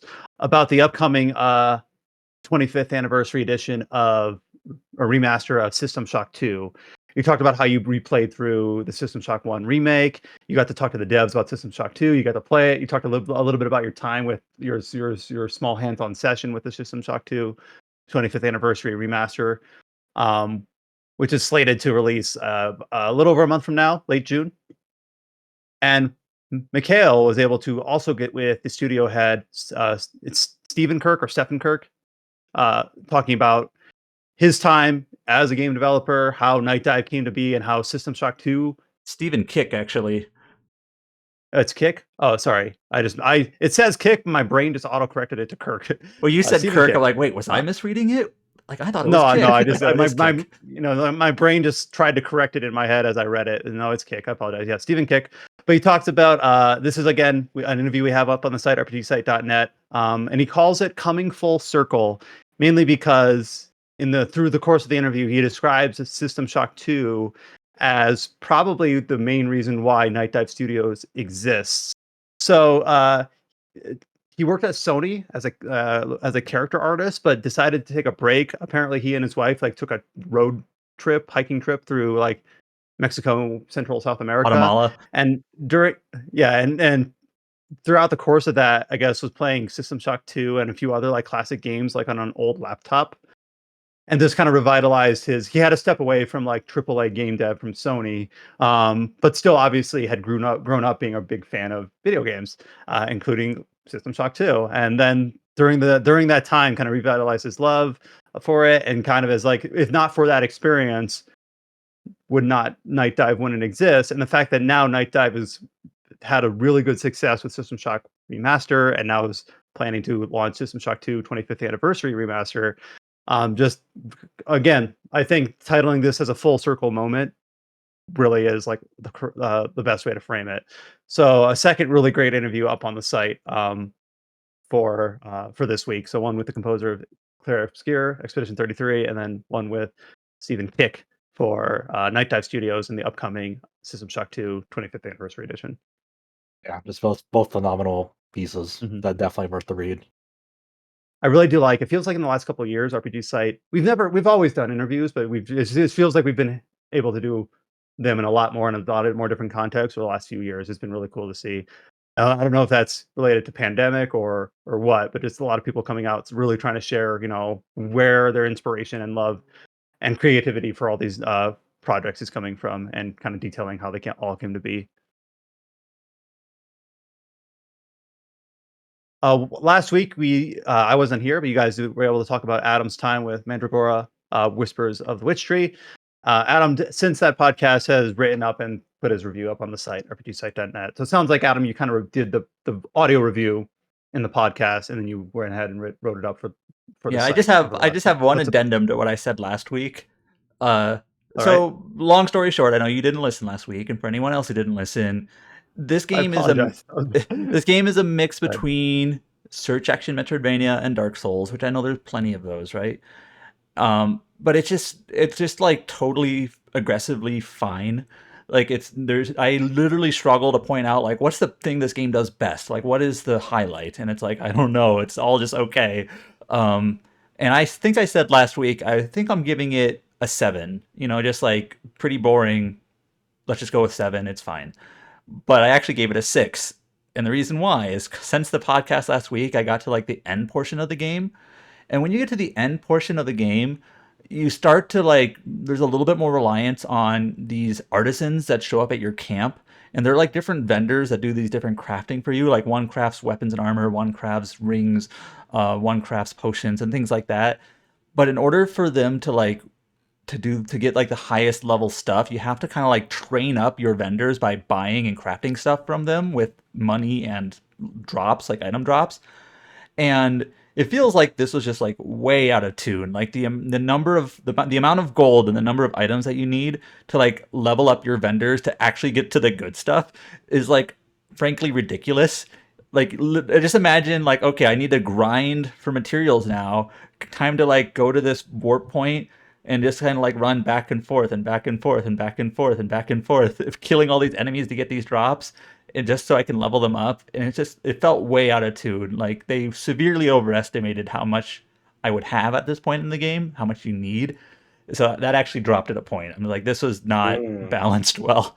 And and in addition to that, literally the game after the day after I beat the game, there was a patch, and the patch apparently adjusted stuff like item drop mounts and enemy levels and enemy stats and crafting requirements and things like that. And I'm like, okay, they clearly heard similar feedback from people like me talking about this. This costs too much. This is not really, you have to grind all this stuff. So it's like, well, I can only review the experience I had. It might be less severe now, but yeah, that just kind of the way the crafting system was balanced in the game at the end. I'm like, yeah, I'm dropping it a point because this is kind of not fun and I think not balanced and not well designed, honestly. So, but in the end, I do think the game is okay. If you haven't played it, you don't necessarily need to go out of your way to play it, but if you do play it, you might enjoy it at least a little bit. It's okay. And I think a description like that is kind of what a 6 kind of is for our site. If a game's just it's fine. It's okay. It's not terrible. It doesn't blow your mind, but that's a 6 to me. We've all been Again, through the that text though. always matters more than the number. Yeah, it's also we've all been through that of like we've been in this line of work for so long that like we know how it feels like you get out your review a day or two later they have a patch that's like we have directly addressed your feedback or the things that you criticize your review. Like, well, it's a little too late for that, It's sometimes comedic timing just works out like that. Mm-hmm. And one other feature we have up on the site, I guess as of right now, as of the time of recording, if you're listening to this, it might still be on, is an open beta for Dune Awakening. This is a game that Scott's really been interested in and was able to get a little bit early access to Dune Awakening and kind of put up a preview sort of feature up on the site called The First 3 Hours, What to Expect When You First Boot Up Dune Awakening. So if that's a game you're interested in, Scott did a very thorough kind of like starting out of the gate preview for that game. In terms of news, there's not a lot because we think it's all kind of being bundled up for the summer deluge. We do have PAX East this weekend, so some stuff might come out of that we'll obviously cover on the site and then put into next week's podcast if it comes out. But as for this week, not a ton. We did get more details for Raidou Remastered, The Mystery of the Soulless Army. This is coming out for Switch 2, but on June 19th. This is basically the big June release I have circled that I'm playing all of my backlog stuff until this. This is the game that I'm going to get back to, not out of the backlog. So for this update, I don't know why I feel like I have to key in Adam for this. Like the thing that I've seen filtered to me from this update is Mahjong. Can you explain like why Mahjong? I don't know if that's based on the original game or based on something else. Apparently, it's a very, very small part of the game. Like, it's not a major thing at all, but you can play Mahjong with some of your demons. In the original version of this game on PlayStation 2, this Mahjong minigame was just outright removed from the American version. Okay. It's not there. It was in the Japanese version, and they're just like, Americans don't know this. We're just going to take it out, I guess. We can't learn it. We're incapable. To be honest, like even reviews at that time were like they never really addressed it at all. Well, I I didn't even realize it was there, right? Like exactly that's how minor a part it was, and even like the Western taste at that time. It's like a lot of people in the West didn't really care for Mahjong in a video game, so to speak, or like especially when you have like other focuses like on the game itself. It's like we're here for like the demon investigations or the battle system. You're not really thinking about Mahjong, and like, but it definitely helps that like the Yakuza Like a Dragon series definitely help popularize that integration of Mahjong into a video game because it's definitely spread word of mouth to people like, hey, want to play Mahjong? Go play these Yakuza games. Yeah, I saw quite a few memes on this after we posted it. Like people throwing Yakuza memes of Mahjong. And one that I guess is relatively common is like the best Mahjong strategy, quit. I have a friend, several friends who are super into mahjong, and like we kind of make fun a little bit, but in good spirits. Like they know that's like because they play this game called Mahjong Soul, and it keeps track of like your placements in games. So like they always post a graph of like where like when they played mahjong for like the span of a week, what does that graph look like? Were they on a hot streak of being first place, or do they have like a downward trend of like first to fourth or fourth to like third to fourth to second to first? So like he'll have like infographics of like where his placements are during that week. So he kind of signs up for it, but as long as he's having fun. But anyways, the update itself, like the broader context of this news update that Atlas sent out with new screenshots and whatnot, was basically, here's the city, the capital, and here are some of the different places you can go in the capital, including like the Narumi Detective Agency, which is kind of like your home base, and then Mahjong is one of the things you can do there. So they talk about a few of the other things in the city. Like there's a shrine of like Yadagarasu, which I forget exactly what they do, but there's a function there and a few other things. And I have to admit a small mistake that I made. So the downtown area of this city, of the capital, is described as having a very traditional Edo atmosphere. So I called it the Edo era.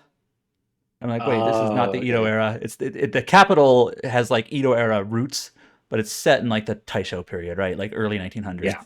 So like brain fart on my they're more. part. Yeah, it's But easy it to was mistake described me. as an Edo atmosphere, so I was like, Edo era. No.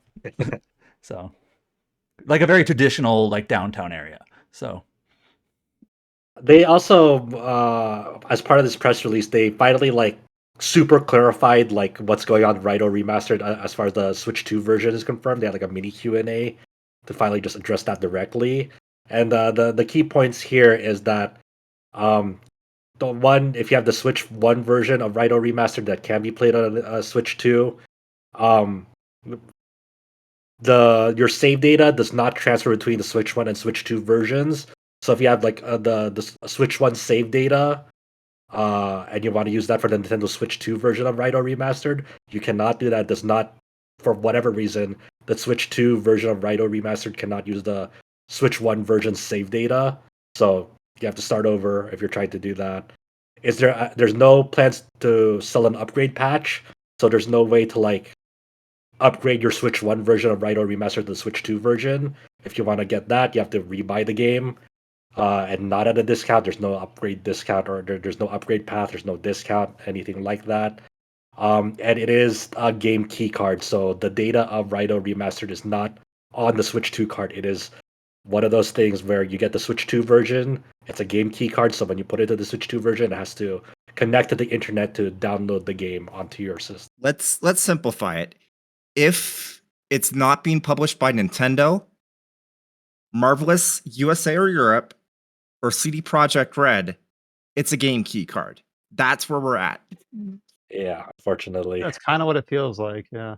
Yeah. So I'm glad that they were very super transparent about this, but when you just see what other third parties are doing, like CD Projekt Red and Marvelous Europe and USA, it's like you would think like Sega would have the resources to do this what they're doing, and it's like guess not, not for this title at least, which doesn't feel great to see, unfortunately.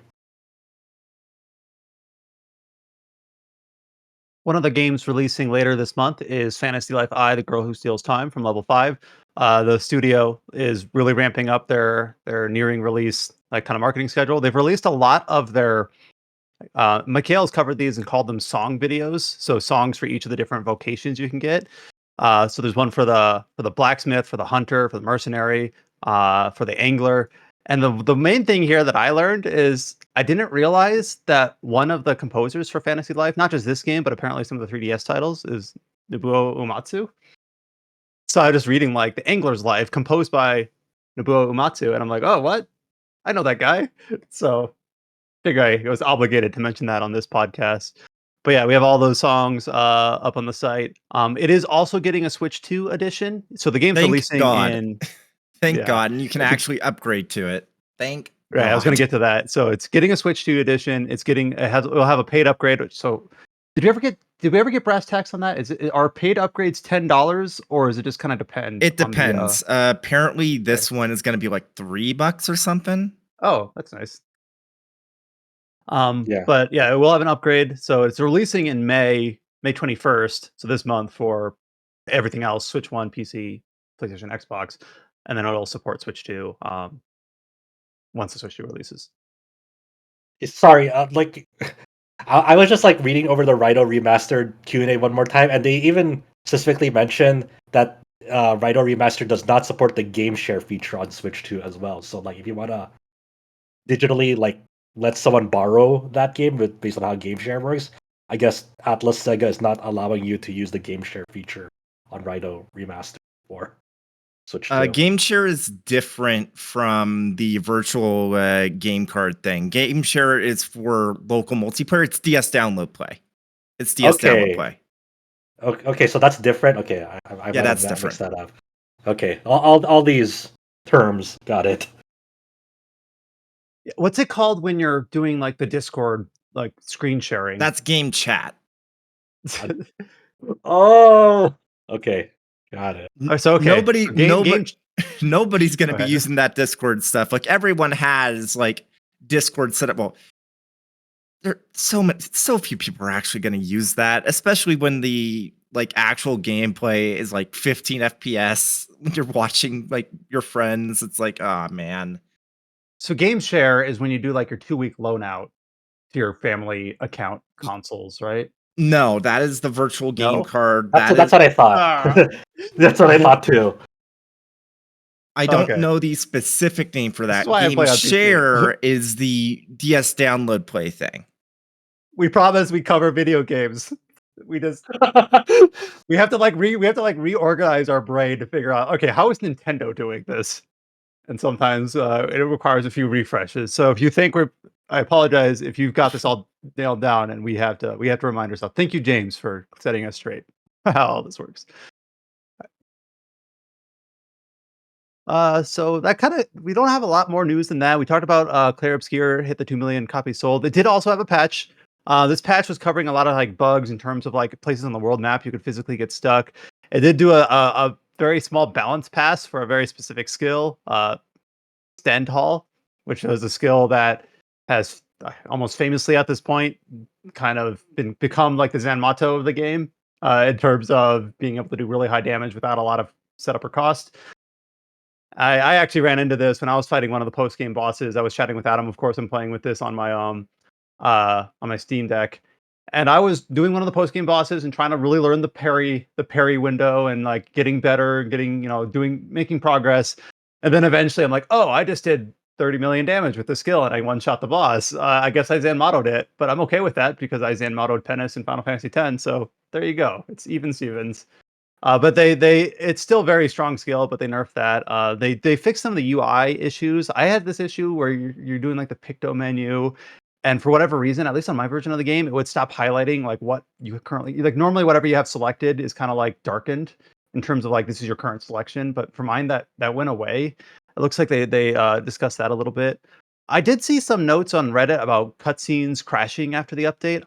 I assume that's been addressed, but I don't know for sure Yeah, I'm because I not know some exactly people sure if actually. it's been addressed, but there's definitely some performance issues after that update. I don't know if they. I don't know. As of this recording right now, I'm not aware that they sent out another hotfix to fix those or not.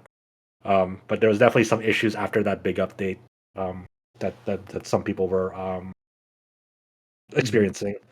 Uh, as you mentioned, Stendhal is still a crazy skill nonetheless. I mean, instead of like if you're doing like a build, like for example, one of my friends like did some testing on it. And instead of like, for example, doing 1 billion damage on an enemy with that skill, it only does like 300 million now. It's like, oh no, it's unplayable now. What will you do? It only does 300 million damage instead of 1 billion damage now.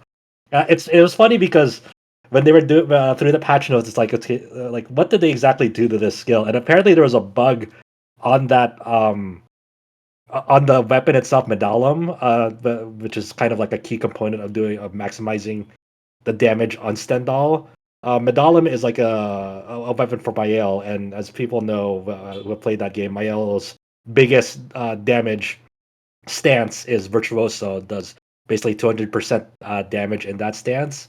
So there was a modifier on Medallum where on paper, like the level 20 upgrade does like double damage on like the burn damage on an enemy. So like, you know, when you're doing like burn damage, it'll double that. But for whatever reason, there was a bug on Medallum where it just All doubles damage was your doubled when they were burning.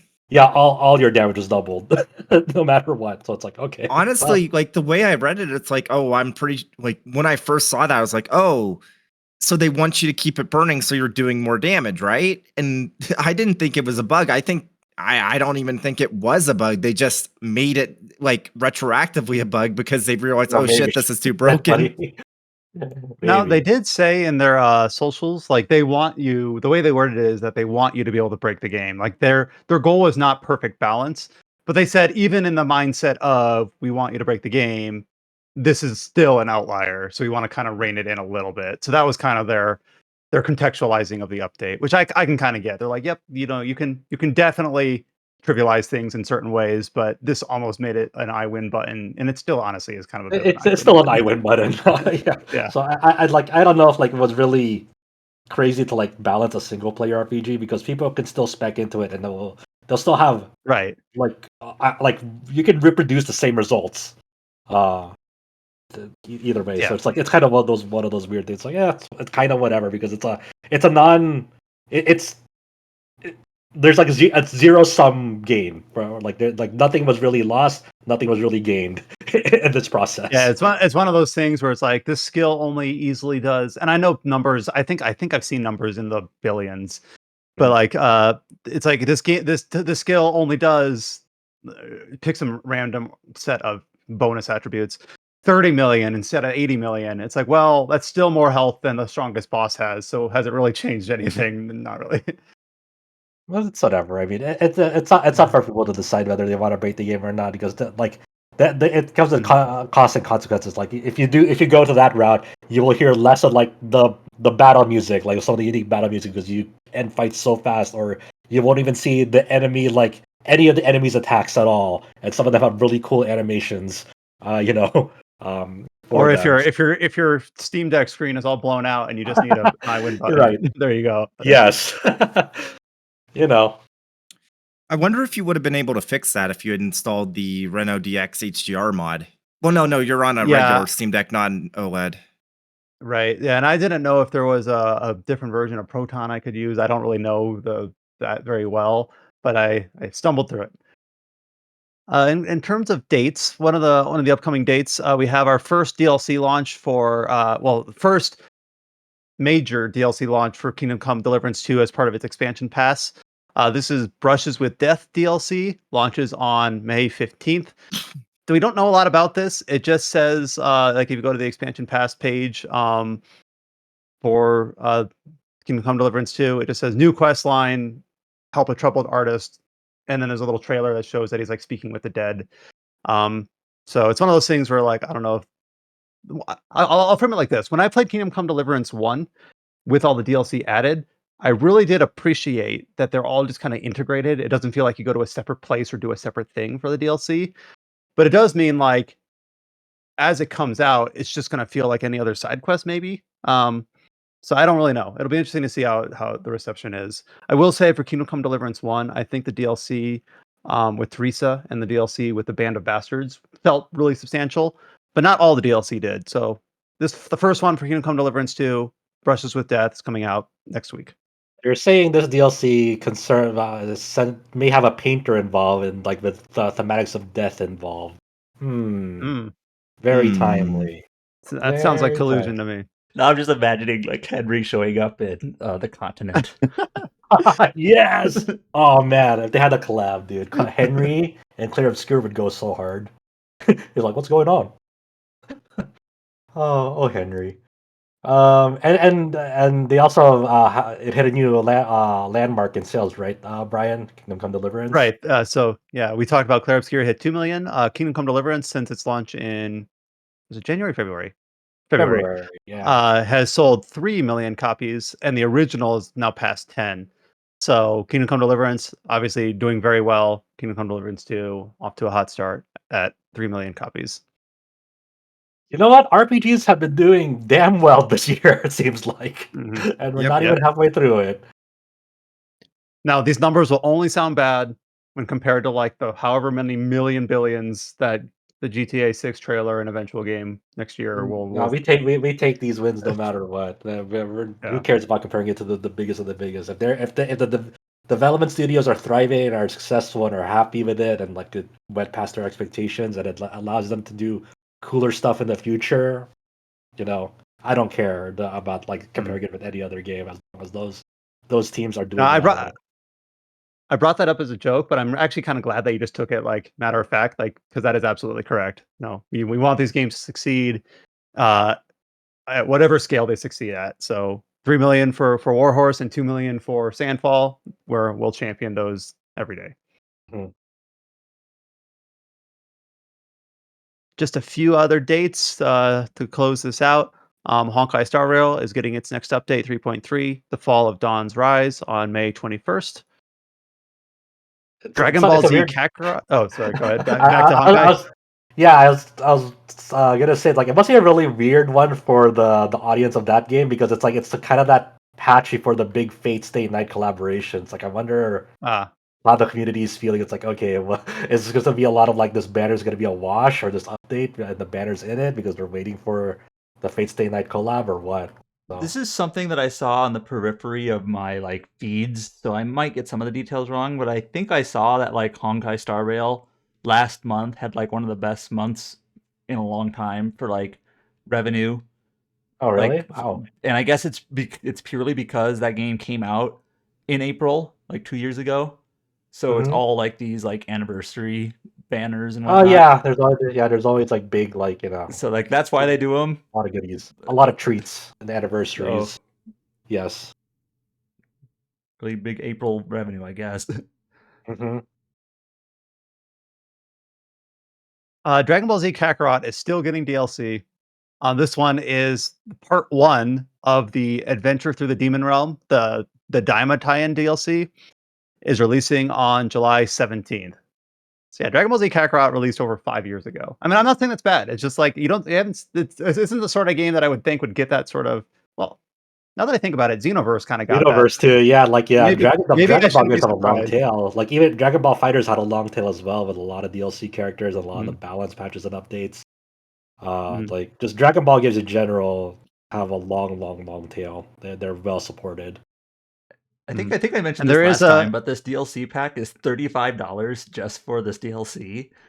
Did they oh mention how what? roughly how long it is? Like these Well, parts or it's no? the thing is it's like it's split into two parts, so it's Yeah, got to be like put together. It's got to be a decent amount of content, like maybe hopefully. 10 or so hours. Like You never I don't know. They could know. be maybe it's the Euden Chronicle. Maybe the Euden chronicled it. I'm gonna use that as a verb now. Or I need to unlock Goku Mini. that's right. I got like 13. Daima's only 20 episodes, I think. I think I got like 13 episodes in and then stopped, but apparently it has like a pretty good finale actually. So I'll have to revisit the anime Yeah. I might have eventually. said this on the podcast too, but I remember hearing like people were wondering as Daima was airing, like, does this fit into the timeline?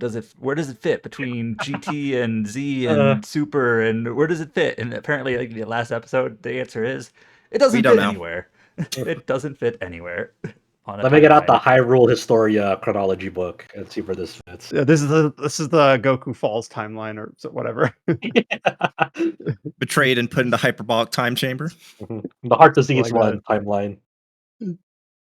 But the Daima show, at least the first like few episodes, actually does kind of suit itself for like an adventure game or maybe like a light RPG. So I don't know. There's a look in the trailer here. I could see this if that's a little show that you really enjoyed. You could have a lot of fun with this. Yeah, I wonder what like the future of Dragon Ball games are looking like because they recently released Sparking Zero, and of course, Dragon Ball video games will never end. They are Right. if video games ended, there will still be Dragon Ball video games. Mhm. You know what Somehow. they should do? You know what they should do? They should What's that? remake the Legacy of Goku trilogy. Like Oh that. yeah. I love that. Then we would be talking about Dragon Ball more than we typically do on this Oh podcast. yeah. What were you Legacy of saying, Goku Adam? 2, that was a good video game. I would play a remake.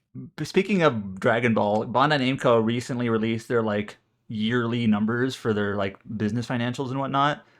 And the very overly simple version of it is everything is up thanks to Elden Ring, Dragon Ball, and Gundam.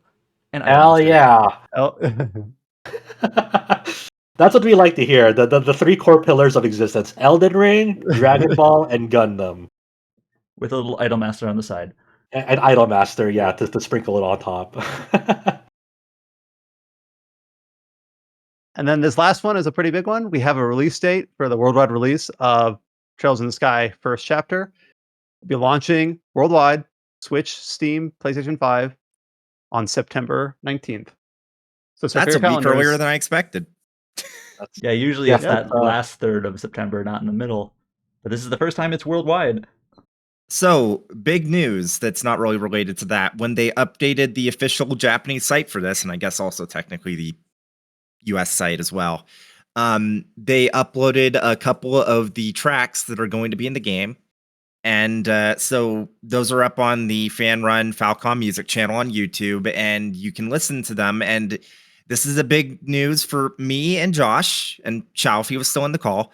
They are not the Evo soundtrack. It's a Thank new God. arrangement, and it's the best way to describe it from the 3 songs we have so far is it seems like they're going for a Xenoblade Definitive Edition approach to the arrangements, which is we won. That is the best possible way they could have handled it. We won. Yeah, so to provide context, like there's later re-releases of the Trails of the Sky game called the Evo editions. They were like on Vita, I believe, and they updated like the artwork and to put it to put a comparison on it, the OST treatment was like remember which Mana game was it? Not Trials of Mana, the one before that, Secret of Mana. They you remember the Secret of Mana remake OST? That's basically the Evo versions of the original tracks. I was gonna say that first chapter was fine. It was really second chapter and the third that was the main problem. But yeah, so that kind of they got more synthy and not really. It kind of was way more upbeat than like you would want it to be because those games are going for a certain atmosphere.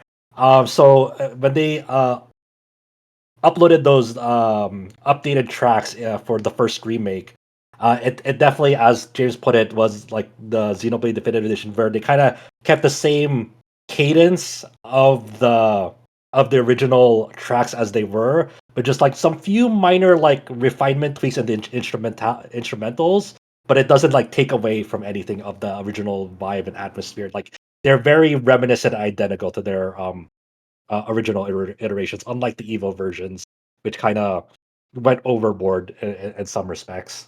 yeah. So that was like the last thing I was kind of worried about. Pretty much everything else, we still don't fully know what's up with the soundtrack. Well, not soundtrack, the localization, and apparently an ESRB like a blurb came out, and some of the lines from the new release are in there, and people have compared them. It's definitely different wording from the XC translation, so that whether or not that's just an editing pass or they seriously did a totally new translation, we don't know yet. But I'm not going to worry about it. I'm not. Yeah, well, we'll see. We'll see. Yeah, we'll see how it is because there's definitely gonna be a lot of comparisons when that release because the fan base, is very at least on about PC. Knowing how the fan base is, within the first week, people are going to replace that translation with the original if they don't like whatever it ends up being. So they also showed off some new things about the first remake with this with the release date announcement. Like There's some DLC of like the classic costumes of Joshua and Estelle that's exclusive to the Bracer box. It's so Additionally, awesome.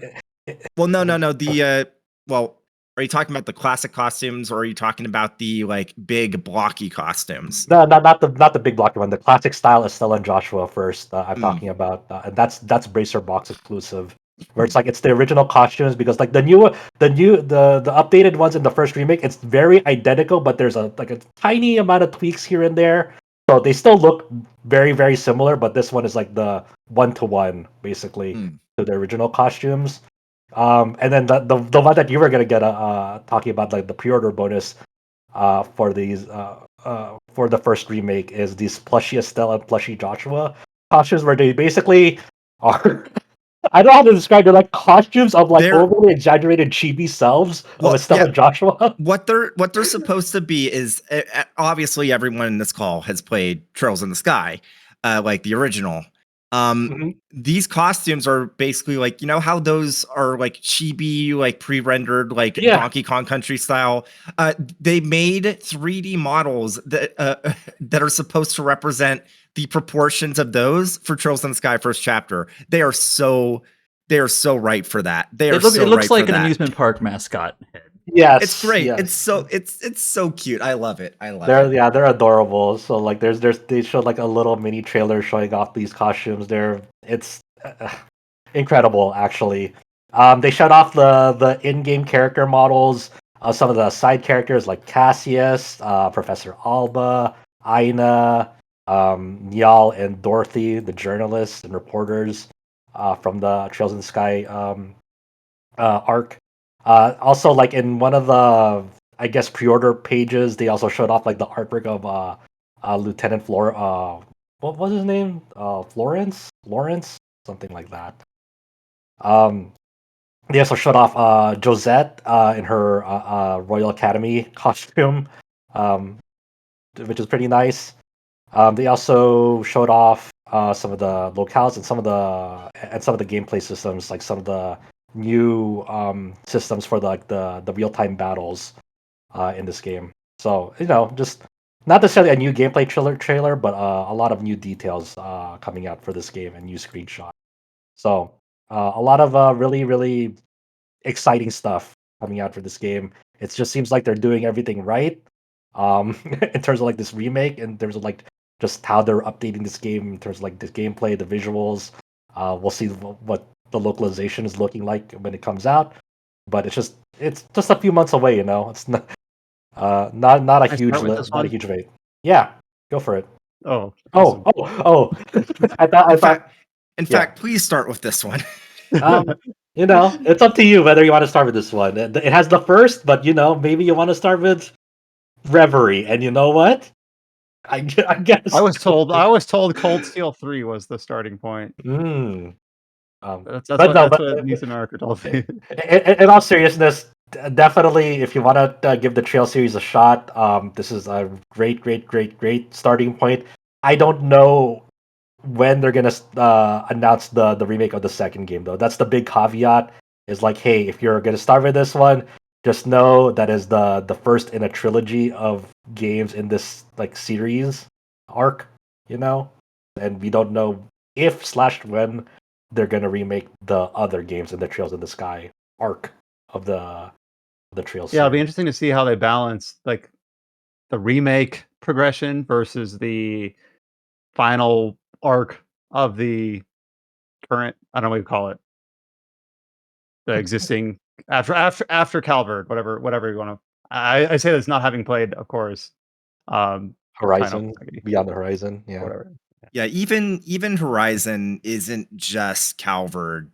It's mostly Calvert, but there's some other stuff. So it's going to be interesting to see what the final arc is. And I know that I'm not the only one that's been like, I think part of the reason they're remaking Trails in the Sky is so they can do stuff in Liberal again if they want to, because they already remade Crossbell and Cold Steel 3, 4, and Reverie. So every region is HD console ready.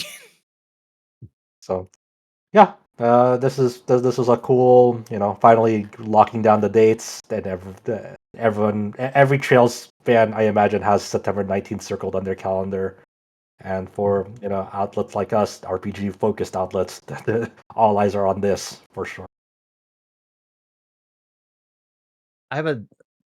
What's the highest selling Trails game? Do we know? Like I currently? think it was like Zero or Azure in Japan. I think one of the two was like really well selling. But I do know that first chapter, I think like back in the day, we got confirmation that like the original first chapter sold over 100,000 copies on PC because it was early enough that was like one of the first like Japanese developed RPGs on the platform. I would have to imagine Trails in the Sky is the best-selling one. Just all the different sales it's been in over the years. People keep picking it up. Cold Steel's probably sold quite a bit because it's been on PS3, Vita, PS4, PC. So it's like, how many reviews does Trails of Cold Steel Yeah, 1 have I on? have the sales tracking for the series. I have no idea. I don't know on paper what's sold the most off the top of my Trails head. of Cold Steel 1 has just shy of 5,000 reviews on Steam. Let's see, Trails in the Sky.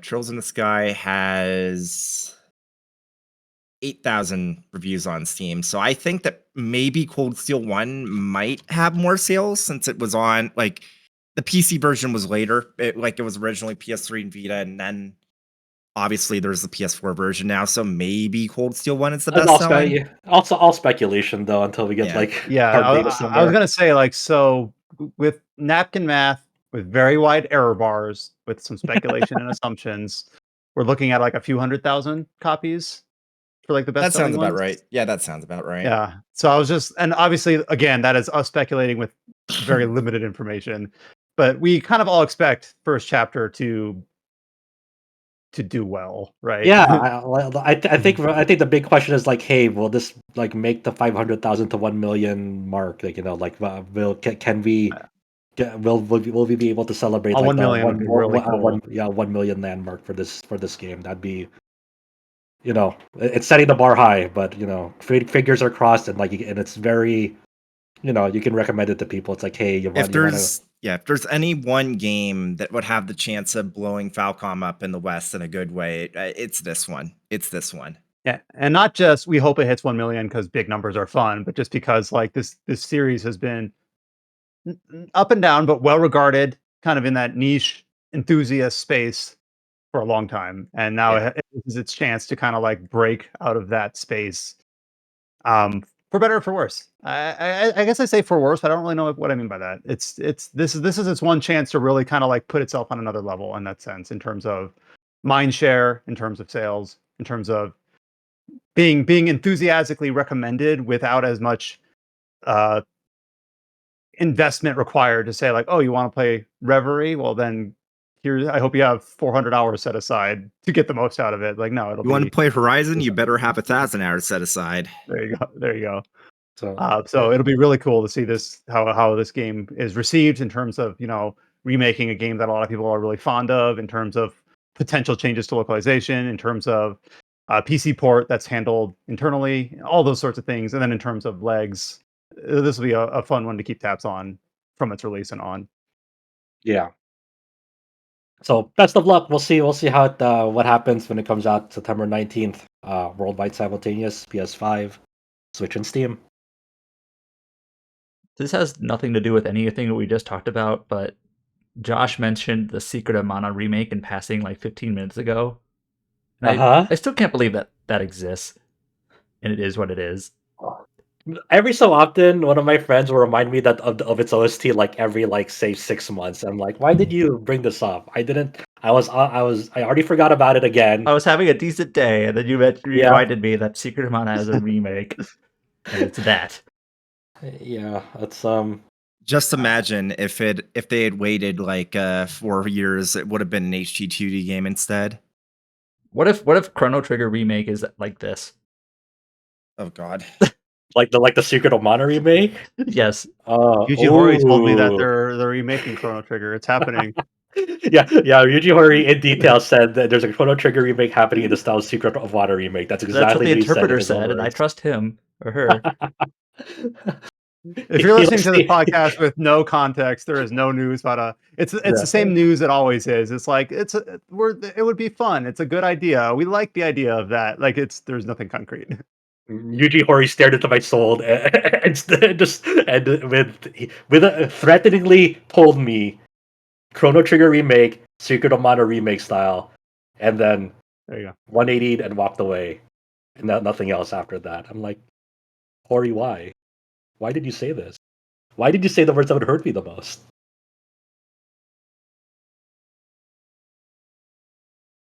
Like I said, it was a little bit of a quieter day, a quieter week for news, but we got through it all. So we're at the end of our podcast here. So we have the two interviews: the interview with Clair Obscur Expedition 33's composer Lorien Testard up on the site. We have the interview with Nightdive Stephen Kick up on the site. So both of those are really fun reads. So thank you to both Scott and Mikhail for kind of setting those up and getting those all transcribed and written out for us. Adam has his Mandragora Whispers of the Witch Tree review up on the site. And then we have the preview for Dune Awakening. Of course, all the other news are up on rpgsite.net, so keep that bookmarked. If you've listened to this podcast through your podcast service of choice, leave a rating, leave a comment, leave a like. We'd love to see those. You can find RPG Site on all the social media networks. Just search for RPG space site, and you should be able to find us. And we'll be back next week with another episode of the Tetracast. So thank you all so much for listening. Until you hear from us next time, stay safe, take care, and we'll talk to y'all later.